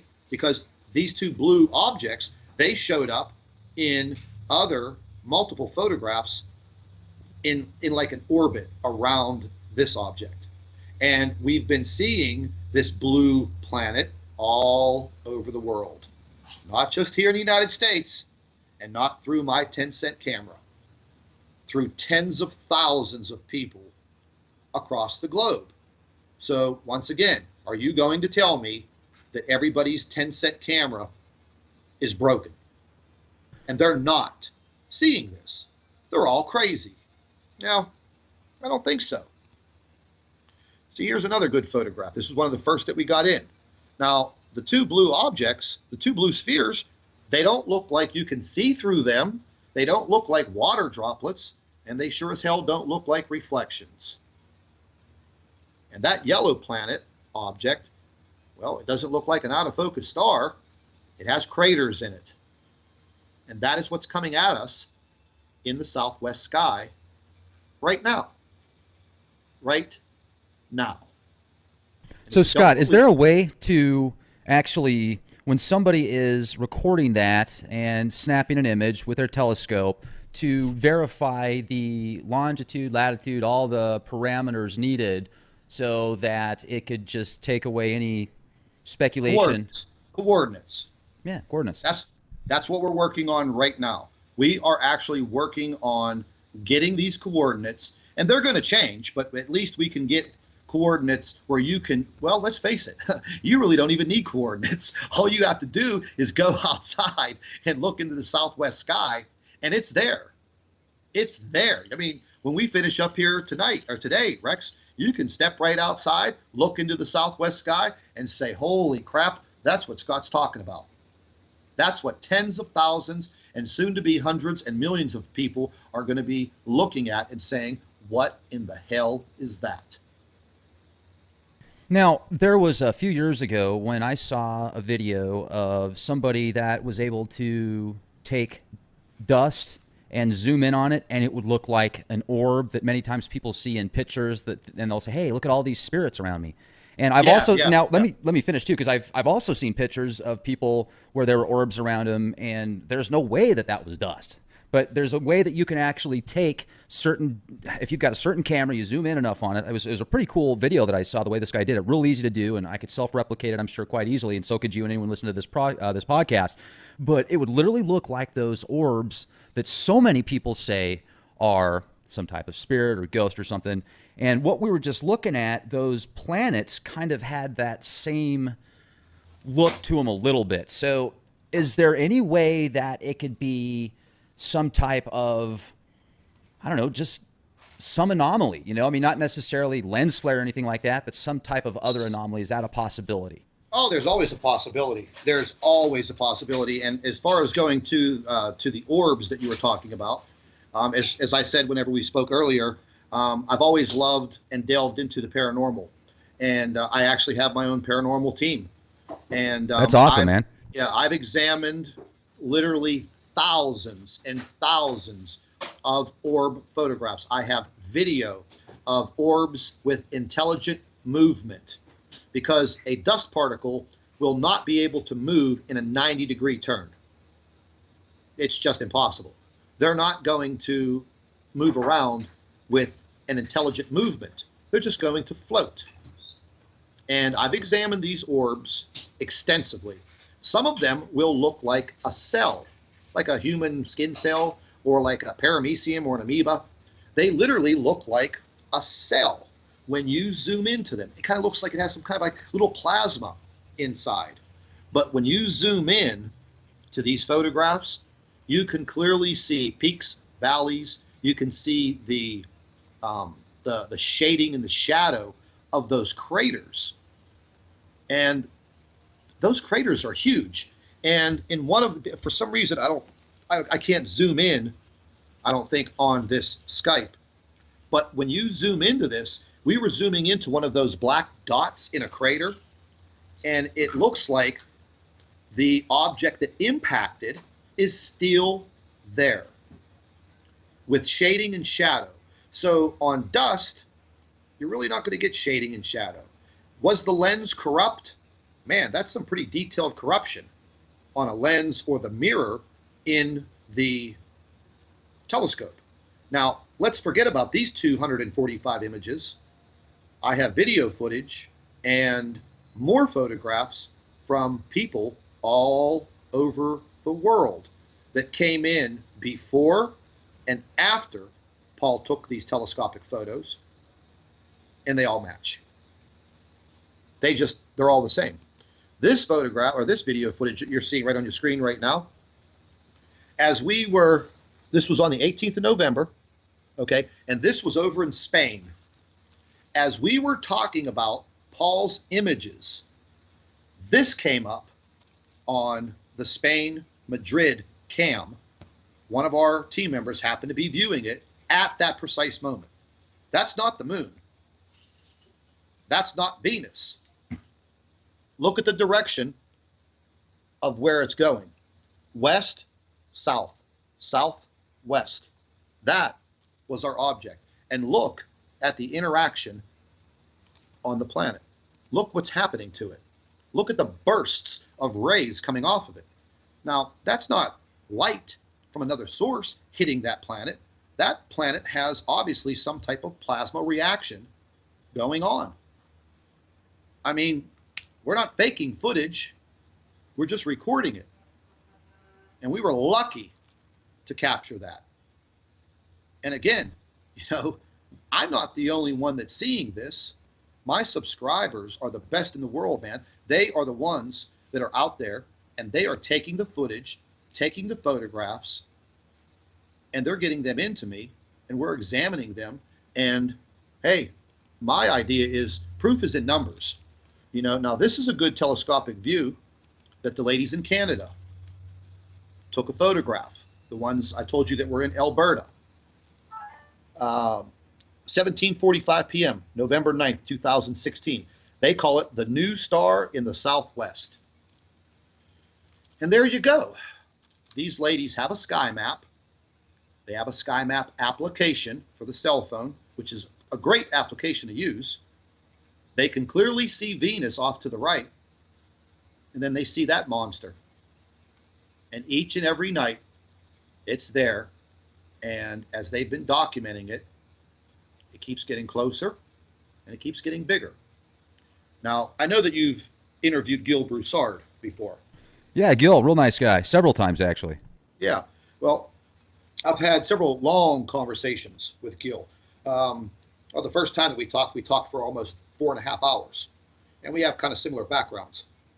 And except I'm not a biblical scholar. But we got down to, hey, let's do an interview with each other. So we did. My group, we did a Google Hangout. Gil came on. We did an absolutely 4-hour fabulous interview with him. And the whole video production got somehow corrupted, and the footage was all scrap. Nothing. We didn't have it. But anyways, the video and the conversation was fantastic. And I got down to some very specific questions with Gil.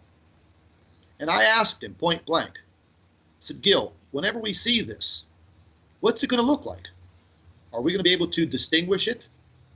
And he says, well, at first, you're going to look into the sky, and you may notice a new star. And that's all it's going to look like, is a bright star off in the distance. And 90% of people will probably just miss it because we don't look up into the sky anymore. We always have our face in our iPad and our cell phone.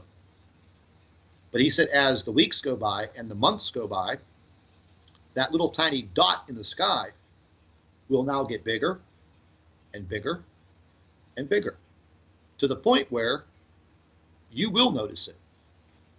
And some people that live in certain areas of the world will see it first.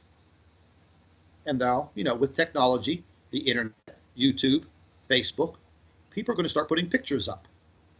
And then more and more people are going to start to look into the sky. What's happening right now? Just what Gil said. Just what he said. And I respect that man. I respect that man with everything I have. And the debunkers, they call him a liar. On my radio show on Friday night, we had this debunker that me and you talked about. He came on with me and Steve Olson. And the lady who was the host of the radio show had just interviewed John Moore. She knows John personally. She knows Gil Broussard personally. And we asked this gentleman, well, what do you think about what John Moore has to say? He said, basically, John Moore is a liar. Everything that John Moore has said in his seminars and his videos are all lies. Just like Dr. Robert Harrington and Carlos Ferrata, they're all liars. They wanted to sell books. They're all liars. So, me and Steve took very serious offense to it because I respect John Moore. I respect everything that he stands for. And I respect his bravery to come out and talk about the things that he knows about. And well, I've talked to John a couple times also, and I like John. He's a nice guy. He seems like a straight shooter. He's had some very prestigious positions in the military and law enforcement. So, but would you call him a liar?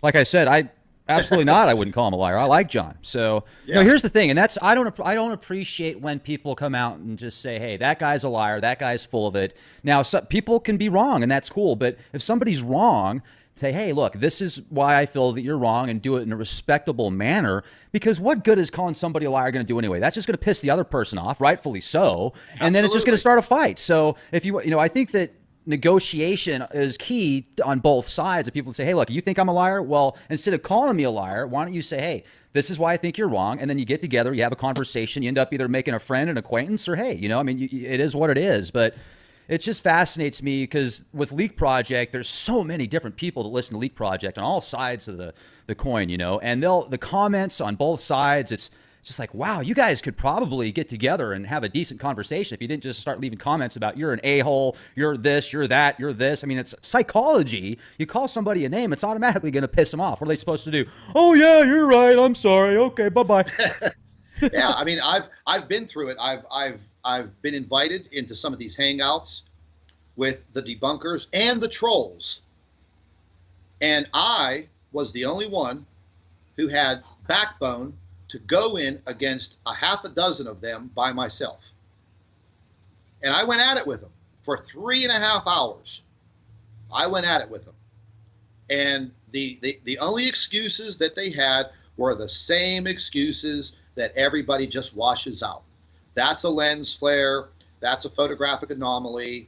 And then, the amateur astronomer who we call Astro Boy, who has his own YouTube channel. He's supposed to be an amateur astronomer, super good with mathematics, does a spreadsheet of this big mathematical equation and says to me, here is my answer. Check my math. Well, Rex, I'm not a mathematician. I don't trust math. Science can be wrong. Astronomers can be wrong, the same as a doctor can make a misdiagnosis. So if you have two mathematicians going at this huge chalkboard-sized mathematical equation, they can come out with two different answers. And who the hell knows if they're right or wrong? Can I check that math? Hell no. So I got to take that spreadsheet. I got to take it to a college. I got to ask a professor if he could check the math on this. And then I have to trust his abilities. So what? He's human. He can be wrong.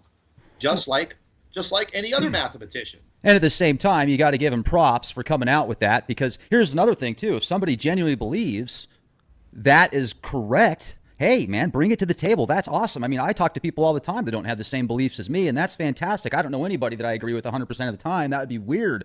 But, also take into account there's usually two sides, I mean, and a lot of times when somebody's really extreme on the left, somebody's really extreme on the right, you'll find kind of a balance in the middle. So, maybe there is some good data to that math, I mean, maybe that math is accurate or not. I don't know. I haven't seen it. So I just think that sometimes people are too quick to call somebody a troll or a shill when in reality they're not. They're just, that's who they are. That's what they believe.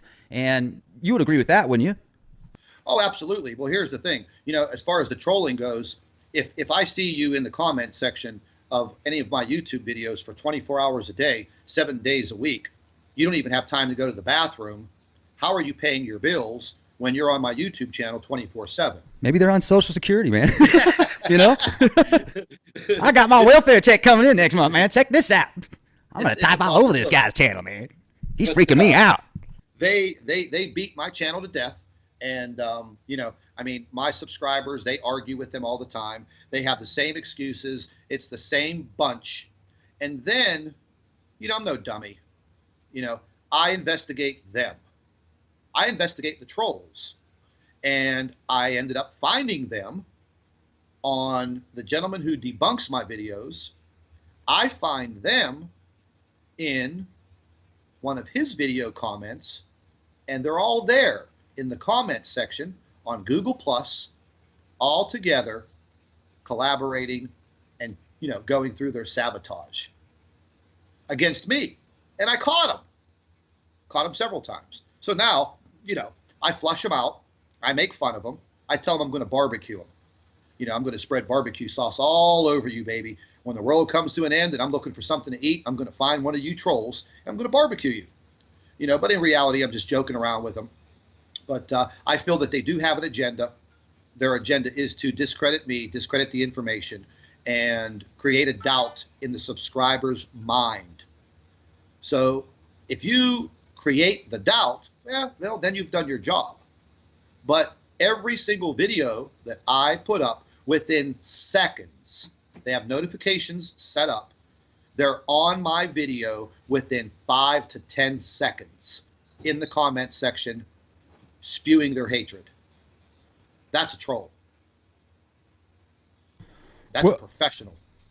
And I'll tell you, I mean, with the profession that you had for over 20 years, being in advertising, the marketing and advertising realms are very manipulative, and you have to know psychology, neurolinguistic programming, conversational hypnosis, body language, and all the other stuff in between. And if you grasp all that, then you'll understand marketing and advertising quite well. So you brought up some good points there, and I can certainly see advertising now at a whole other level. I mean, you've got some MK Ultra stuff mixed in with advertising now, which goes right to the subconscious. And how many people fall asleep with the TV in the background when they're even more susceptible to subliminal programming?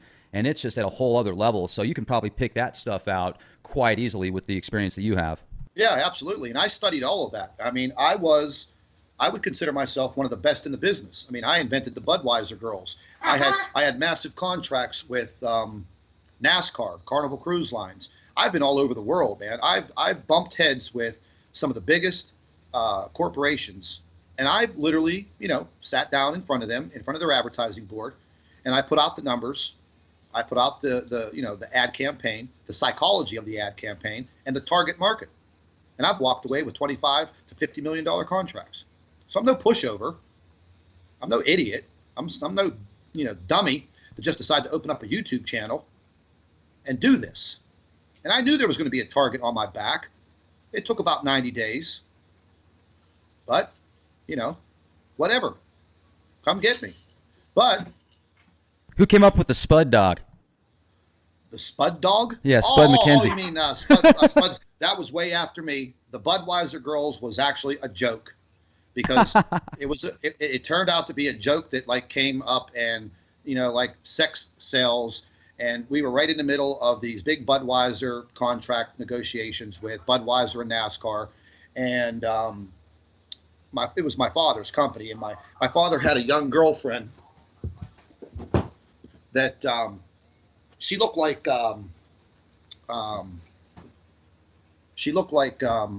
what's her name, Pamela Anderson, and her name was Cherie. Very beautiful woman, complete airhead.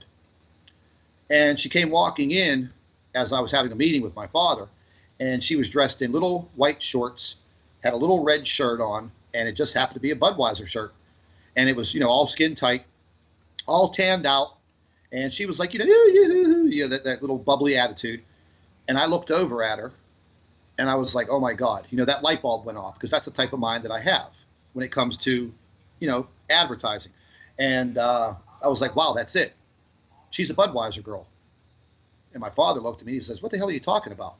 I'm like, we're gonna create the Budweiser girls. These girls are gonna sell beer. Who drinks beer? Guys.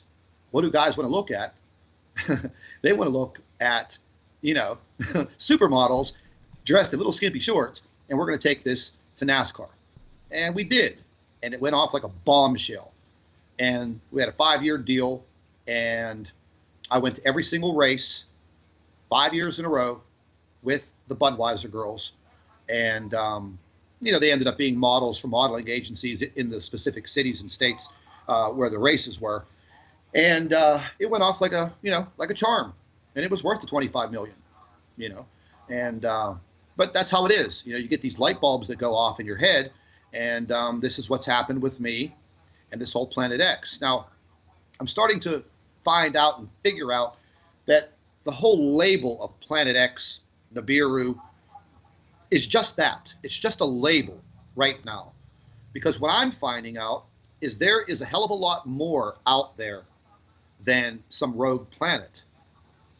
And, you can call this inside information, call it whatever you want, believe it, don't believe it, but there's more out there than everyone on the face of this planet knows about. And the day's going to come when it's going to be undeniable. There are way too many things happening on the earth right now that you can't just overlook. All of this earthquake activity. My debunker says, oh, that's silly, mate, my old chap, blah, blah, blah. Well, he just suffered a magnitude 7.8 magnitude earthquake in New Zealand. Literally, the land just lifted up, literally out of the ocean onto the shores. And he just says it just happens naturally. Yeah, it does happen naturally in New Zealand. So far, it's happened over 42,000 times this year, as earthquake activity is an all-time high. That you could ask Gil Broussard. We discussed that. The Earth's core is heating up. These planets that may be near us, they're pretty strong as far as their magnetic energy. And you know what it's like when you put two magnets together. You know, one is going to be a little stronger, a little larger, and it's going to pull on the other planet. It's going to pull our tectonic plates apart, and we're going to start to shift, we're going to start to shake, and we're going to start to shimmy. And we're already doing that. Volcanic activity, it's now increasing. So, I mean, how much more does the naysayer want? They want to walk outside and look into the sky and say, oop, there it is. Well, you know what? You're going to get that opportunity. You're going to get it. And then what are you going to do? You're going to crap your pants. You know, one of my messages on my channel was, hey, let's get prepared. Let's start learning something. I have a saying that is, you know, knowledge is power. Knowledge is power. The more you know, the more power you have. You may have listened to something on my channel that may save your life one day, that may help you make a decision in a life-threatening moment to protect your family, to protect yourself. But I still get kicked in the nuts because I do what I do. Is it wrong to be prepared? Absolutely not. Is it wrong to question things? Absolutely not. I question everything.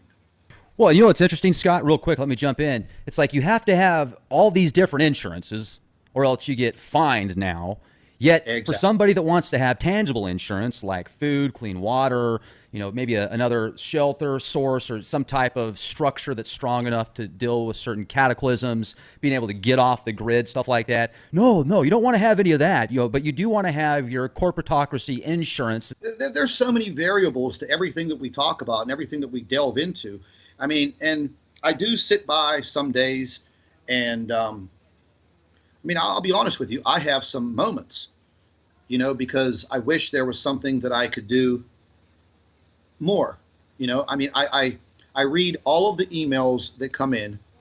I'm not trying to scare anyone, but what I'm trying to say is let's start getting out there and let's all start forming our own investigations. Don't believe me. Believe what you find out. Believe your own investigations. Believe your own photographs. Start doing it yourself. And then collaborate with me by sending your photographs in with me, and let's take a look at this, because you may uncover some very credible information. And that's what I do. And I get kicked in the teeth for it every single day. But that's okay. It's okay. I'm used to it. No big deal. Living the dream. Yeah, right. You know, and I mean, look, man, I should be, well, I was retired. You know, I'm out cruising my Harley in the spring and the summer, and I'm just, you know, I'm having a good time, and I don't need to make money. You know, I don't need a job because I've done my share of work. You know, I'm still in great health, great shape, and I just wanted to enjoy my life. And then I think about, well, hell, I'm only 48 years old. This may be the longest I'm going to live. So if that's the case, then I'm going to have to fight. And I've always been a fighter. You know, I'm not confrontational, but, you know, I will fight for what I believe in. And It's that East Coast attitude. That's it, baby. But I truly believe in what I'm doing. Now, I'm going to jump into something that I get beat to death for. Oh, you're in this for the money. Okay. Yeah, I'm in this for the money. Like I've told these trolls and these debunkers, look, buddy, if I wanted to, I could go out to a BMW dealership tomorrow morning and I could drop $65K on a brand new BMW. Can you? So it's not about the money. And you know as well as I do that YouTube does not pay you like, you know, tens of thousands of dollars for your content. So Yeah, my videos are monetized, and they're monetized for a reason, is because Google and YouTube are advertising companies first and foremost. That's what they do. They're advertising companies. I was in the heyday selling banner advertisement on the internet when these trolls were still running around in their little pissy pant diapers. I was in the beginning stages of the internet craze and advertising. So in order for my algorithm to be, produced, increased, and to put me out front, I have to be monetized. And according to the last amount of money that I received from YouTube, from Google, compared to the hours that I put in, 7 days a week, I'm making $2.29 an hour. That's it. Now, $2.29. that's big money, man. You can buy a yacht. $2.29 an hour. Jeez, what's going on? Yeah, dude. I mean, I figured it out quite a long time ago because, they have that one internet website called Social Blade, and it lists That's a pretty cool site. It lists all of the YouTube channels on and your projections of what you're going to be making. And somehow they had me up there making $149,000. Listen, if I knew that I could make $150K off of YouTube, I would have been doing something on YouTube a long time ago. Okay? But, it's not about the money. It's not about the money. This has nothing to do about money because very shortly, currency, it's not going to be worth anything. We're not going to be using money. The banking systems are failing now as it is. So we have so many variables and so many things that are falling in place. It's almost to the point now where, how can you deny it? How can you deny it? I mean, I'm not perfect. The information that I get, I have to discern, what's credible and what's not. Every now and then, I get taken to the bank. Like I did a video on the earthquake in New Zealand and the small tsunami, and I was genuinely concerned about what was happening down there. Did a quick video on it, and I have a lot of subscribers in New Zealand. They were sending me photographs. One individual sent me a photograph of a small tsunami footage that was rolling in like a little ripple, inland. And I didn't check the video. It was recorded off of YouTube from 2010 when they had another earthquake and another small tsunami. I didn't check the video information. I scooted about, maybe 15 seconds of it in my video while my debunker, who lives in New Zealand, was on it like blue bonnet. Scott's a fearmonger. Scott's a liar. Scott is deceiving the world. Wow. Really? Like I created those landslides in your country. I uplifted the highways. Okay. Yeah. Scott did it all. But yeah, I get deceived every now and then. When I have an emergency situation like that, like in Italy and what happened in New Zealand, yeah, I want to get the word out. I want people to know. I'm not a news channel, but, it's kind of how it is. And anything that I do, they jump on immediately. They have been assigned to me, Rex, bottom line. They are assigned to me. Well, but the photograph you're looking at, that's that asteroid that is stuck in the orbit around the Earth. That's the one I wanted to show you. I just happened to see it. Man, I'll tell you, that is a very interesting image. And you go through a lot, Scott. I appreciate the time you put into it and all the effort you have, really brought to the table with the subscribers and the people that are a part of your channel that listen to you regularly. And for those that have a chance to listen to this podcast, I would definitely recommend, if you're interested, check out the Nibiru Planet X 2016 YouTube channel. And anything else that you would like to share with us, Scott, before we close out tonight? And once again, thank you so much for coming on the show with us. Yeah, no problem. I do want to say that there is absolutely no doubt in my mind that we do have a celestial threat to our planet.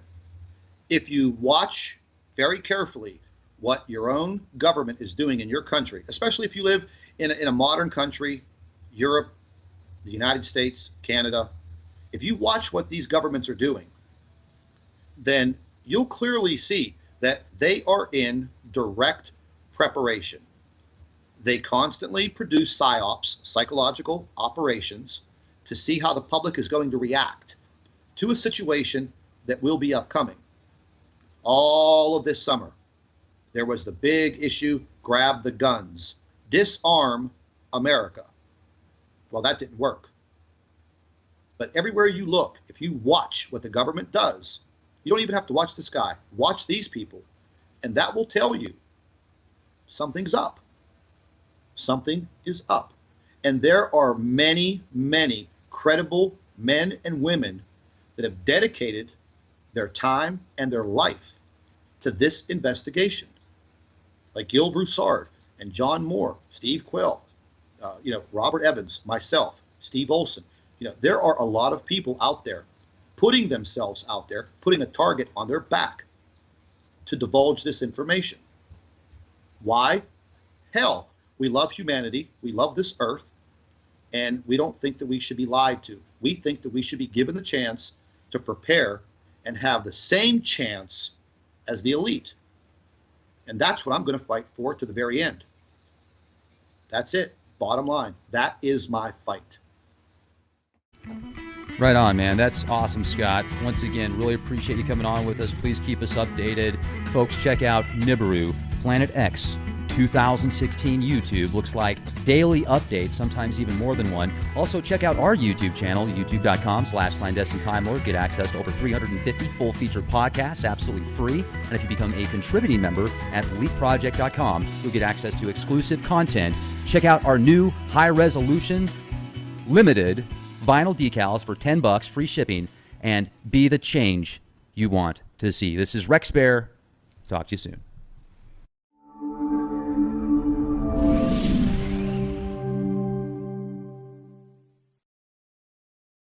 Latest Nibiru Planet X 2016 Mile Valley asteroid poster with huge data dump released. Global coverage. NASA Insider. Volcanoes. Earthquakes. Tsunamis. Possible pole shift. Cataclysms. Chaos. Revelation. Leap Project. Ladies and gentlemen, thank you very much for joining us this edition of Leak Project. I'm your host, Rex Baer, and we have special guest Scott Sion with us from Nibiru, Planet X 2016. Now, this channel has just skyrocketed over the past several months. He has accumulated over 32,000 astute members and subscribers and people that are helping him out finding the infamous Planet X, Nibiru, the Winged Destroyer, the Red Kachina Nemesis, the Binary Star, the Dark Star, whatever name you want to put behind this heavenly body that's been talked about for thousands of years. Now, this is also a very controversial subject. I've noticed that during the past year that I've done Leak Project, we've had people from around the world on a wide variety of subjects, and it seems like Planet X and Nibiru is definitely the most controversial. Whether you love it or hate it, you're going to have something to say. And as you guys know that have been following us here at Leak Project, we have an open platform. We are neutral as we can be on most of the topics. I know you guys know I'm pretty passionate about certain things with vaccines and stuff. But when it comes to Planet X and Nibiru, I am agnostic, which means I just don't know. Do I believe there's a Planet X out there? Yes, absolutely. Do I believe that it's Nibiru? I don't know. I don't know. So Scott is going to share some great information with us today. He reached out to us and said, look, I've got some awesome data, footage, and we're going to see it here at Leak Project. Scott, it's an honor to speak with you. How the heck are you? Hey, Rex, what's happening, my man? Hey, living the dream. I mean, this is awesome. I love data, and it's great to speak with people like you. So what do you got for us? Well, we have a whole storyline. This all started for me back in 1989 when I was in college. I was at the University of Miami, and a professor of mine mentioned this Planet X material way back then. It was just a topic of conversation in class. And ever since then, I've been investigating it. I've been keeping up on it. We had a very large period of time where there was literally no information or very little information. And I was kind of moving on with my life. And then over the past several years, more and more information has been coming out.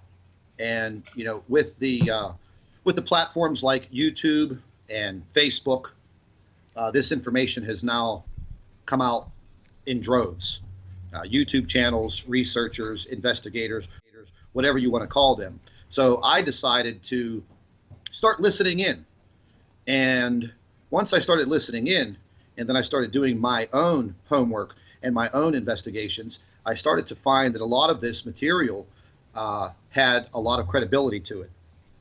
And, I started watching, a little bit about the government, the FEMA camps, the underground bunkers, the whole 9 yards. I've never been a big fan of them, but I started investigating all of this myself. And I couldn't come up to any other conclusions other than governments around the world are preparing for something. And I don't think it's nuclear war, because there isn't a winner in nuclear war. I mean, I came to that conclusion many, many years ago. You fire off a nuclear weapon, I fire off a nuclear weapon, and we wipe out the world. So what good comes from it? So I felt that the governments around the world were literally preparing for something. And when I was putting the two and two together, I figured, okay, well, let me get back into this Planet X. And Planet X was basically, the Roman numeral for number 10. It wasn't like the X Factor or the X Files. It was literally the 10th planet, according to Dr. Robert Harrington. And whenever I started getting into Dr. Harrington's research and Carlos Ferrata and many others back in that era, these were incredible men and very intelligent men. And I've come to find over this past year that there are so many people out there that just want to debunk this information. They call Robert Harrington an idiot. He was wrong. Carlos Ferrata, a charlatan, a prophet. He had no idea what he was talking about. His mathematical equations were wrong. So I respect these men. I respect their research, and I followed some of the research. And I started listening to Gil Broussard, who is, again, another very intelligent man, biblical scholar in my eyes. And once I started following Gil Broussard's findings in the Bible, and I started putting all of that together, I really started to think, okay, there has to be something there. These timelines that Gil has put together, the timelines of events from 4,000, 5,000, 6,000 years ago, these ancient people just didn't make this up all over the world. They documented it. And we have the proof. We have the evidence. The Chinese wrote it down, and their language hasn't changed in 6,000 years. So the actual writings that Gil Broussard discovered, they were very easy to translate. The language hasn't changed. And I began searching and searching, and then I decided to go to YouTube, and I felt everyone in this world has the right to know what's going on, because, I mean, let's be honest, some of these events with the Earth over the centuries have been catastrophic. Many people have died. And now that we are in modern times, I feel the destruction will be even more, because we are now modern man. We're not ancient man. We have huge cities. We have, utility services underground. I mean, we have big buildings, bridges, and the population of the world is much larger also. And, tens of millions of people are inhabiting the coastlines all around the world. So in the event of anything like this, the possibilities of massive amounts of people dying in the first 24 hours is unbelievable. So I decided to dive in and try to do my part. And believe me, I get nailed left and right every single day for doing what I do. We were talking a little bit before the show, and some of the stuff you shared with me off the air, I think, is just, it's incredible that you've persevered through that much, because a lot of people would just be like, look, I'm done.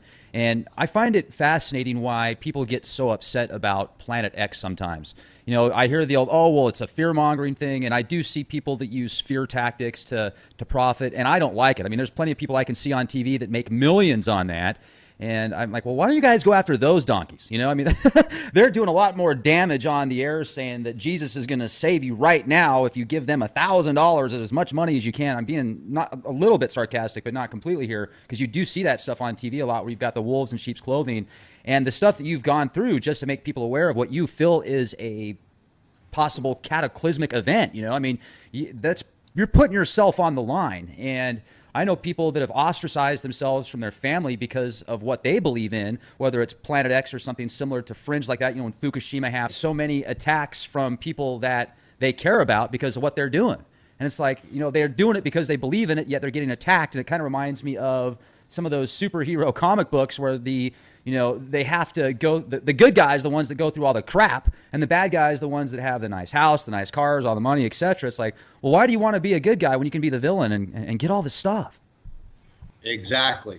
You know, it's not a glamorous, I'll call it a job, because right now that's what, I mean, I've retired from the advertising and marketing industry, 22 years, and I've traveled around the world, and I know people all over the world.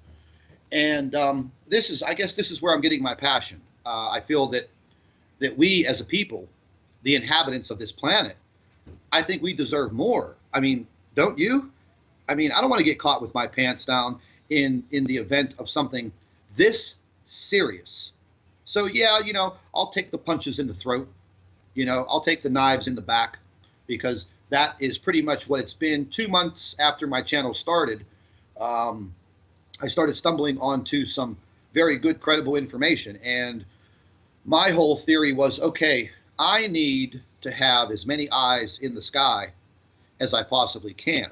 So what I'm going to do is I'm going to ask the people that subscribe to my channel and in my videos to please go out there and let's photograph the sun. Let's photograph the sky in the day, in the night, in the afternoon. I want to photograph it from around the world, because eventually someone's going to start capturing something.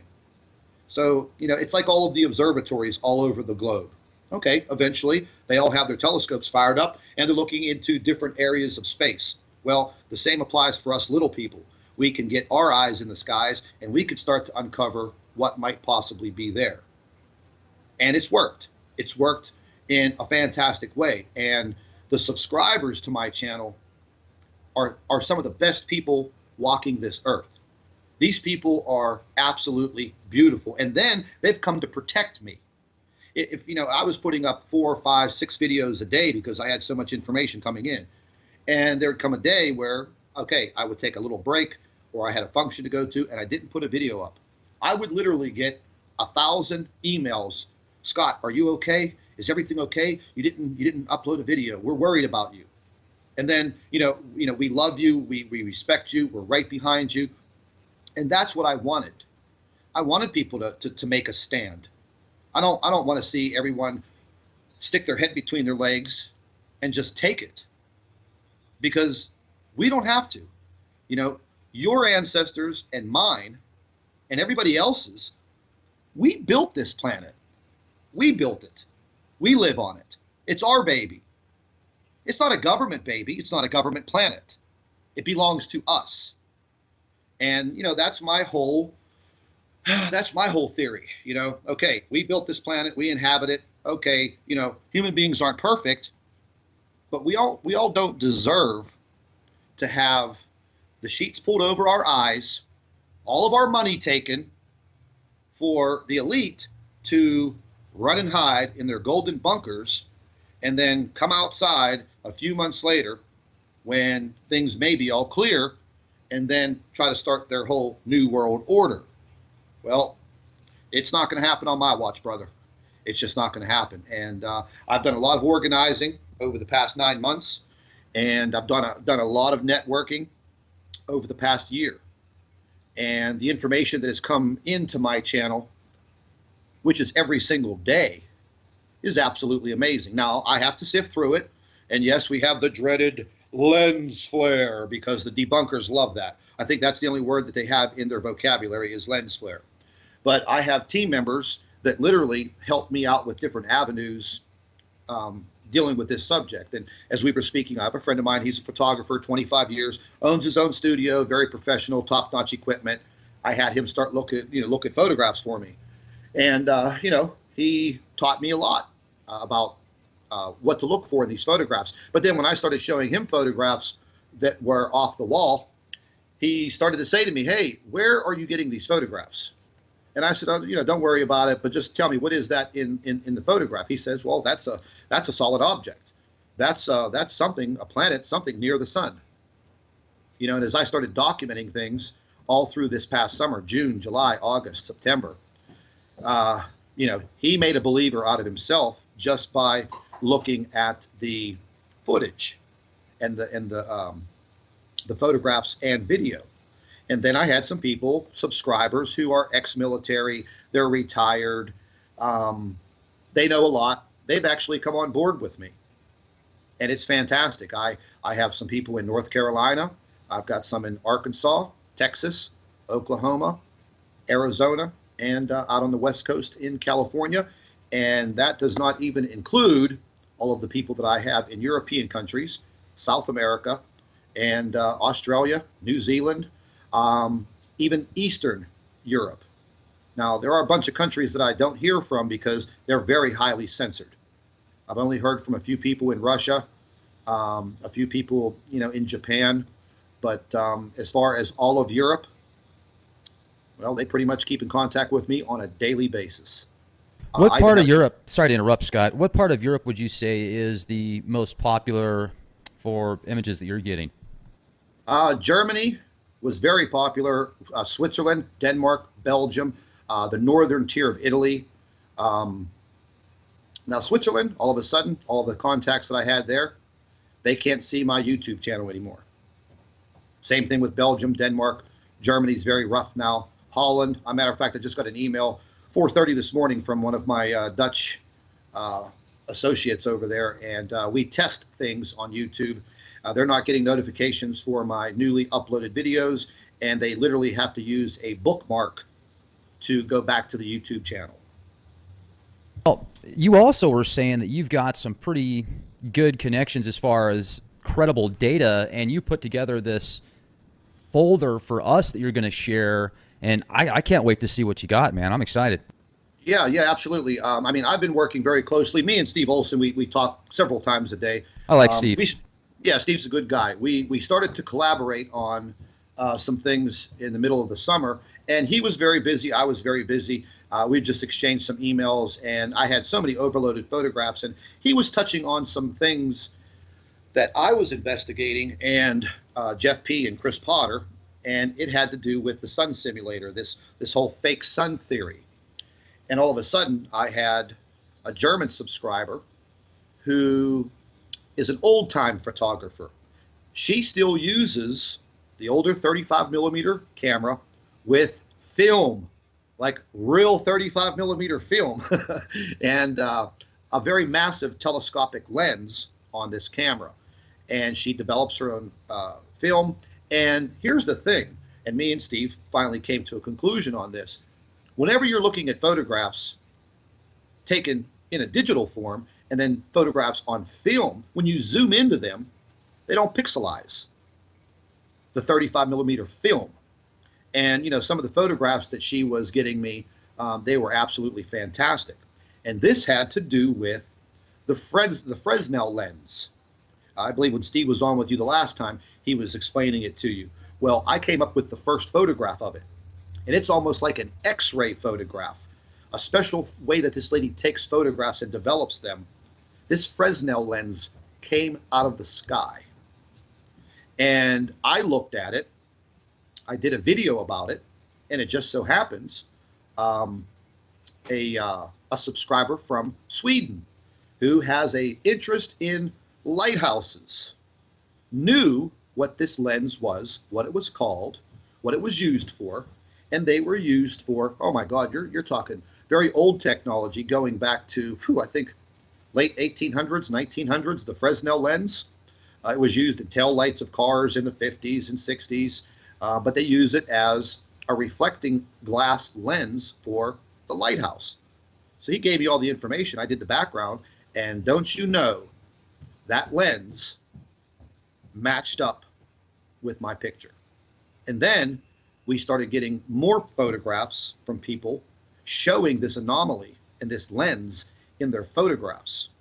Well, whenever I took this to my photographer friend, he's like, nah, that cannot be something within the camera. He said that's actually a reflected object in that photograph. And then when we started putting it all together and we were viewing those FAA weather cams up in Alaska, we were actually seeing that anomaly, that figure in these photographs. And then between all of us, we put it together. But discovering that Fresnel lens was the key factor, because we could have just went on and on and on with theories. And one of the theories that we had, there's a few things that are going on as far as a sun simulator. A sun simulator